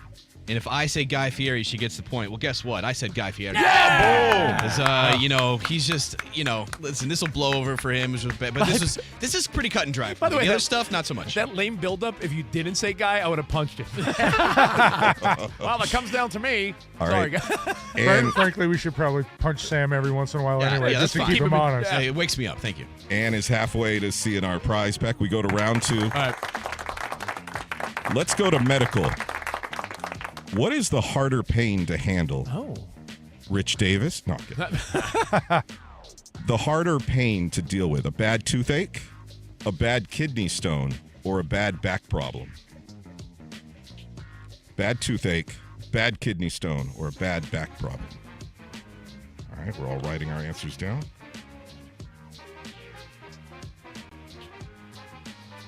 Everybody locked in? Locked in. Locky Doodle Dandy. Locked. Yes. All right, Ann, we need your answer on the count of 3. 1, 2, 3. Toothache. Toothache, she says. We go in reverse order this time. Iowa Samuel, we start with you. I've had backaches, I've had toothaches, but I have to imagine that having a kidney stone would be the worst. I've heard really bad stories, terrible stories about the pain, so I said kidney stone. They say it could be worse than child labor. Than not child labor, but child labor for men. Keep making those Nikes.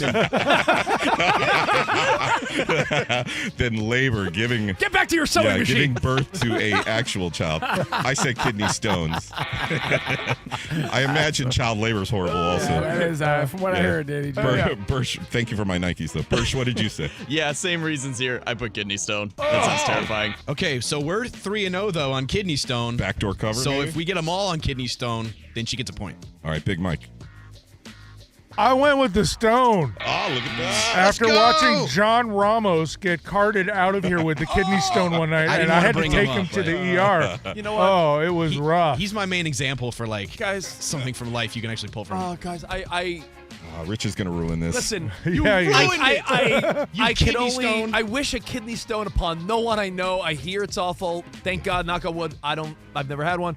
But what I have had is an emergency root canal, and there was nothing worse. I said toothache. I mean, well, you ruined it, Rich. I know. Mathematically, she's out, of course. But Covino, what'd you say? Well, Rich already ruined it, so it doesn't matter. But yeah, I went toothache as well. The tooth pain is miserables, and I never had a kidney stone thing. Like and a I know back this thing, is, I think you could lay in bed in a certain way and alleviate the pain, even if it's for minutes. A toothache is constant. I'm sure kidney stones. But you got to go to work. Rich can just lay in bed. That's true. All right, let's go to round 3.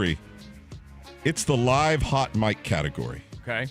What's the quickest way to get canceled in 2026? Oh, good one. Saying something that's racist, saying something that's homophobic, or saying something that confesses to a crime? Quickest way to get canceled this year.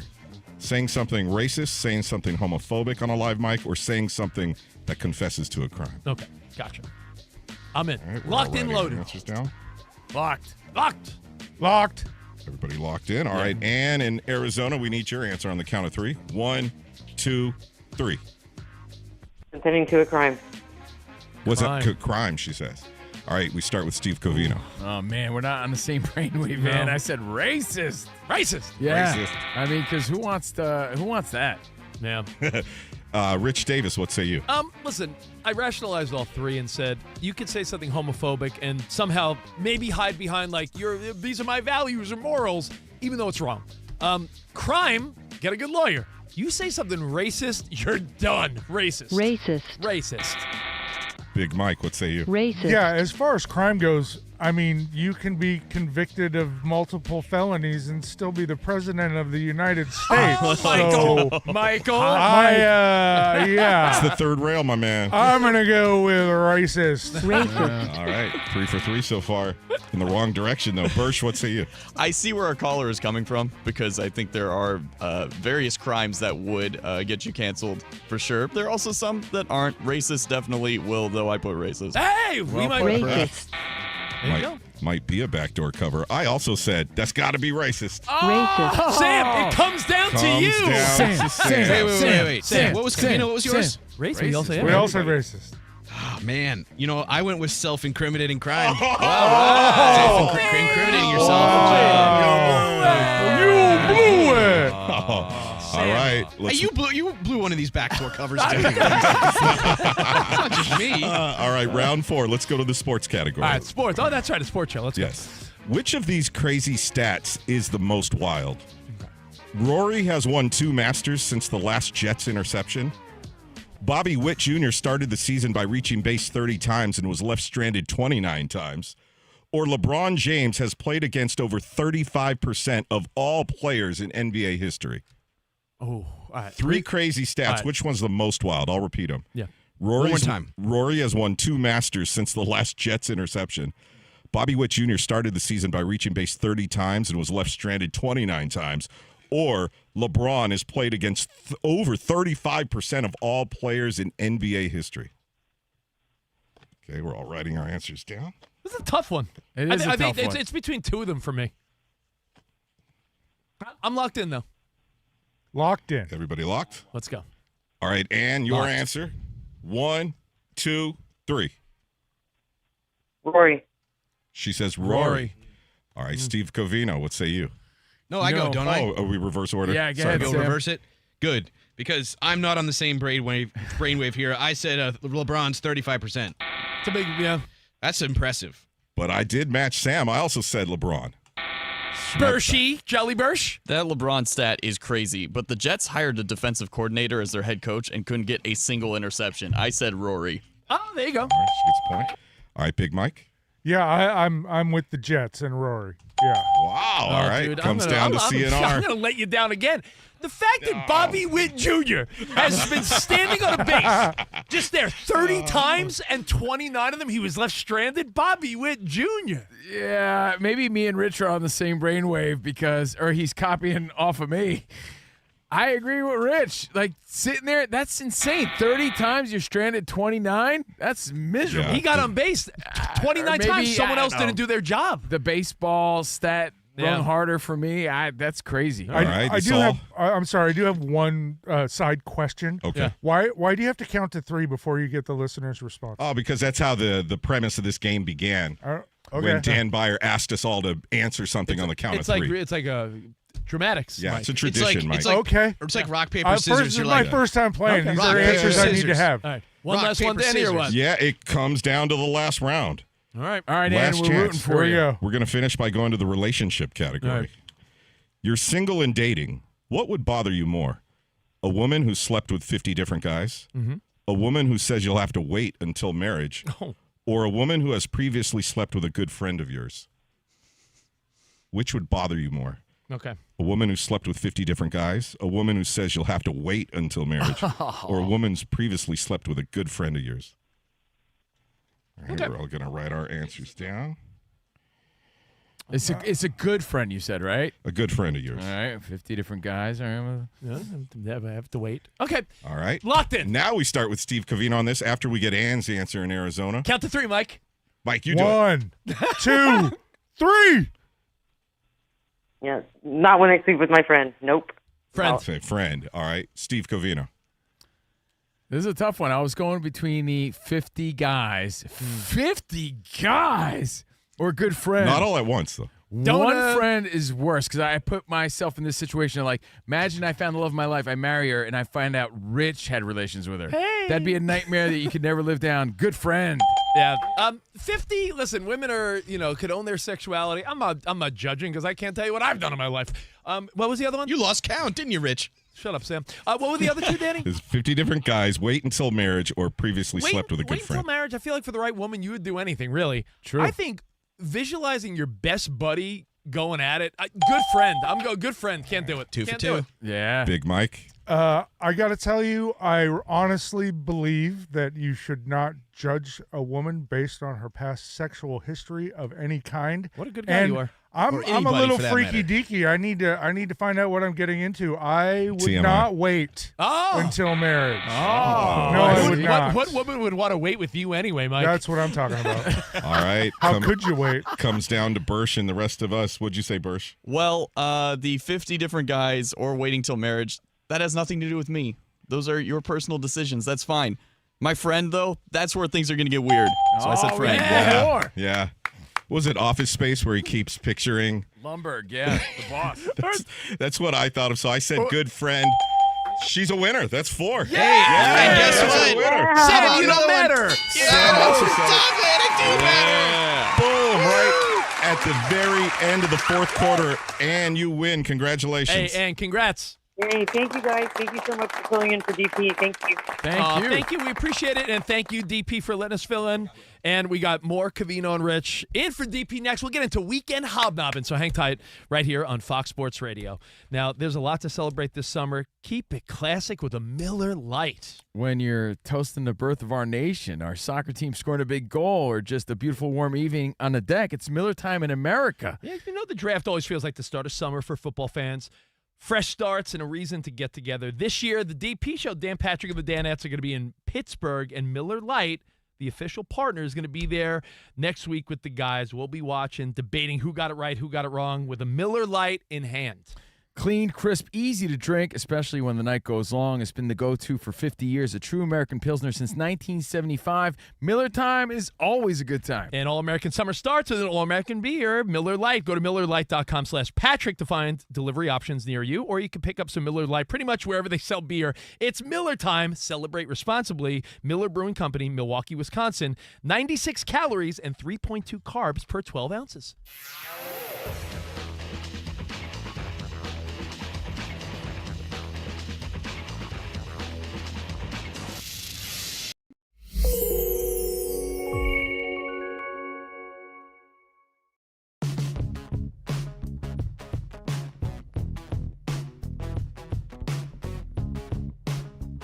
But I'm sitting there watching the whole game, right? And throughout the game, the ABS system was put to use, bro. Yanks were 5 for 5. Did you see that?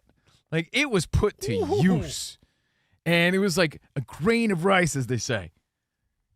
They were getting it by this much. Not this much, this much. Calls were turned over. I'm sitting there like, man, I don't know how I feel about this. Because it really could change the outcome of a game. Well, yesterday, Dan Beyer brought up an umpire that sort of looked a little foolish, and yesterday it was even worse for him. CB Buckner? CB Buckner is not having a good week. This guy is like, it's missing inside, outside. It's to the point now. Inside, outside, come around. It's to the point now where some people are just looking a little foolish. Right. And that's not the point. It wasn't created to show up an umpire. It was created to get it right. They're calling him D- Buckner now. Not CB Buckner. D-. Funny. D- Buckner. I like that. It's just, and you can see the look on his face, too. There's a level of, like, embarrassment. I believe he rung up Trevor Story on a check swing without checking with the first base umpire simply out of spite in my mind. Like, I feel like there's like a spite level to this as well. I find it interesting. We talked about the theatrics of it. I get it. I'm not one of those haters. Let's make it very clear. I'm just one of those, like, I don't know how I feel about it yet sort of guys, right? Because I'm not used to the strategies involved. Like, man, that could have been a strikeout, but now he gets another chance. And, oh, wow, he hit a home run. Like, that wouldn't have happened if they didn't turn it over. Like, yeah. Wow, that's crazy. So I'm sitting here just, like, pacing around my living room because the Yankees challenged 5 calls, 5 for 5. I'm like, dang, this is wild. And we're all experiencing this together. Unless you watch minor league baseball, right? We're all experiencing this together in the big leagues. So I'm sitting there, and my girlfriend, who watches casually, I mean, she watches me watching it. That's what she does. She watches me watching while scrolling on her phone. She sees me pacing around, like scratching my noggin about it. Yesterday was March 30th. Relax. I don't get it. No, you have 159 games left. Like, you're pacing around. You're pacing around like it's postseason baseball. You're pacing around on March 30th? Yeah, get my steps in, bro. Why? You don't do that? You cleaning your counters? Windexing mirrors? I was at 9,500 steps. I wanted to get 500 more in my living room. Relax. It's March. Why would the most hyper guy on the planet telling me to relax? Relax. The guy who can't sit still for 3 seconds? But the stakes are low. Bro, I'm watching the game. Okay. I'm walking around the living room. You don't do that? I'm the only guy? You got to lay there and sit there the whole time? So anyway, I'm watching the game. It's a nail biter. 5 calls. I'm still trying to figure out how I feel about the ABS system. I think much like a lot of people. And my girlfriend, because, again, she's a casual fan. She doesn't care either way. She's like, why do they even have umpires? Like, what's the point then? And I can't think of one logical reason other than to move the game along. You know, it's always great to watch sometimes, not only baseball, any sport or something with someone that doesn't know anything about it, because sometimes they will actually pose really interesting questions like, why do they do that? And you're like, I don't know. I really don't know. Hey, why did the referees do this? Or, hey, why do the coaches, like, I think I had an ex ask me once, like, why do baseball managers wear uniforms like they're on the team? I'm like, I don't. So I'm like, tradition. I'm trying to explain, the human element. She's like, yeah, but if they have the ability to get it right, what's the point? But they're allowed to challenge the human element, aren't they? Yeah, I guess so. But, human element, old school guys, umpires need jobs too. Next question. So I challenge you, Fox Sports Radio Nation. I do. Everybody. Can anyone give me a serious answer? Because I need to know. I'm like Mark Anthony. I need to know for when my daughter slides into the kitchen and asks me, hey, Dad, if they have automatic balls and strikes, why do they have an umpire? I need an answer to explain to someone else. The guy at the barbershop. Hey, All right, wrapping up the DP hat trick, the Dan Patrick hat trick. Always a great time, and thanks for playing Brainwave. I don't know if it's a good thing if you're on the Covino and Rich Brainwave, but had a lot of fun with you guys this week. Thanks for putting up with us. I'm Steve Covino. That is Rich Davis. Now, anything you missed at Covino and Rich, and yesterday we had a really fun bonus pod, Overpromised, and you could see that or hear it wherever you get your pods. And we are live from the Fox Sports Radio studio, and the picks are coming in. But draft night isn't just about who gets called. It's about who shows up. So grab your crew, crack a Miller Lite, and be there for every moment that matters. Miller Lite, legendary moments start with a light. Now, something we do on our show every Friday, we call it Weekend Hobnobbing. Living for the weekend. Your winning bets for talking points if you get stuck socializing. You ever done anything dangerous? You ever danced with the devil in the pale moonlight? That is dangerous. Friday brings us Weekend Hobnobbing. It's Friday. Can I get a woo, woo, woo? Thank you guys again. Now, this is what you need to watch in the world of sports and entertainment so you know what's going on come Monday at the office, all right? Now, I'm a big fight fan, Covino here, and I'm still waiting for the Mexican monster, Benavidez Ramirez. That's May 2nd. That's 2 de Mayo. So this weekend, UFC Fight Night. You got Gilbert Burns versus Mike Mallet, welterweight fight. Also, Kyler Phillips and Charles Jourdain. So enjoy some UFC. UFC these nuts. And I feel like I'm the only guy talking about it. Monarch, Legacy of Monsters on Apple TV with Kurt Russell and his love muscle. And some cool monsters, some Godzilla, some King Kong. You know, I didn't know that the episodes came out every week. So I got to episode 8. I'm like, where's episode 8? Oh, it comes out this weekend. There's 10 episodes, but I'm going to enjoy episode 8 this weekend. It's a pretty good show. It's more like parallel universe and time travel than it is monsters. Yeah, you said there's like time jumps and time hops, and you want more monsters, right? Yeah, but speaking of King Kong and gorillas, you know there's a documentary called A Gorilla Story coming out on Netflix. It's about Pablo the gorilla. It just sounds fun to me. I'll watch that. And if that's not cool enough for you, because I'll watch any documentary, Thrash on Netflix also comes out. It's like a survival thriller, and it's a story about hurricane sharks in South Carolina. It's like Sharknado, but like not as cheesy. Yeah. But no, they're saying this is for real. Thrash, the #1 streamed movie of 2026. So, you know what? I'm going to check that out this weekend. And if you need more Covino and Rich, thank you guys again. Rich said we have a bonus podcast. It's called Overpromised, which you can get here on the YouTube page at Covino and Rich FSR.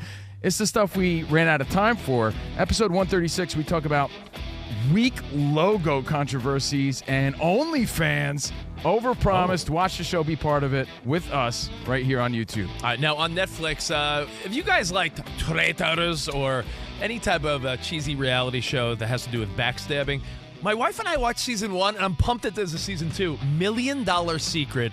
It's a bunch of randos that live in like a mansion, and one of them is hiding $1 million, and they have to like do little challenges and tricks, and I think it's a great show. I really like season 1. So new season of $1 Million Secret.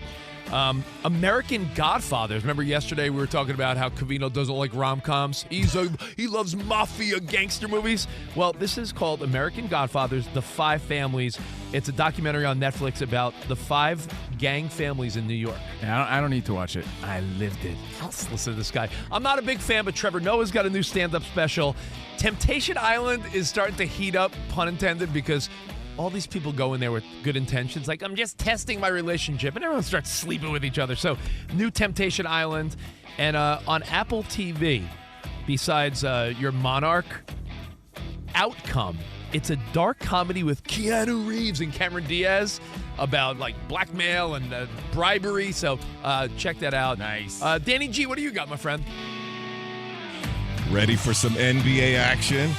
Okay, you know all about tonight's final play-in games. Here are the NBA playoff game 1s. Tomorrow, Raptors at the Cavs, Timberwolves at the Nuggets, Hawks at the Knicks, Rockets at the Lakers.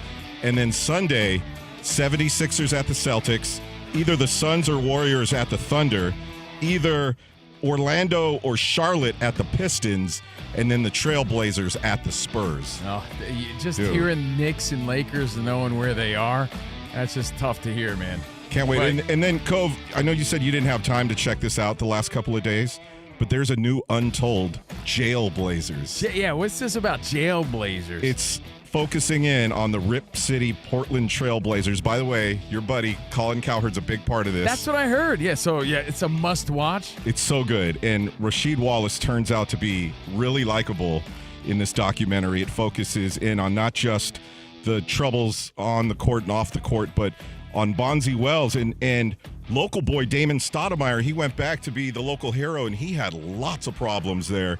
It's just a really good watch. So check that out, Jailblazers. Jailblazers on Netflix. Again, we're Covino and Rich in for DP. That's Weekend Hobnobbing. We're going to be back on Monday at our regular time, 5 to 7 on the East, 2 to 4 out here on the West. But thank you guys for hanging out, putting up with Covino and Rich. Thank you, Sam. Thank you, Danny G. Thank you, Dan Patrick. Arrivederci, baby. See you in the promised land. Have a great weekend. Later, guys.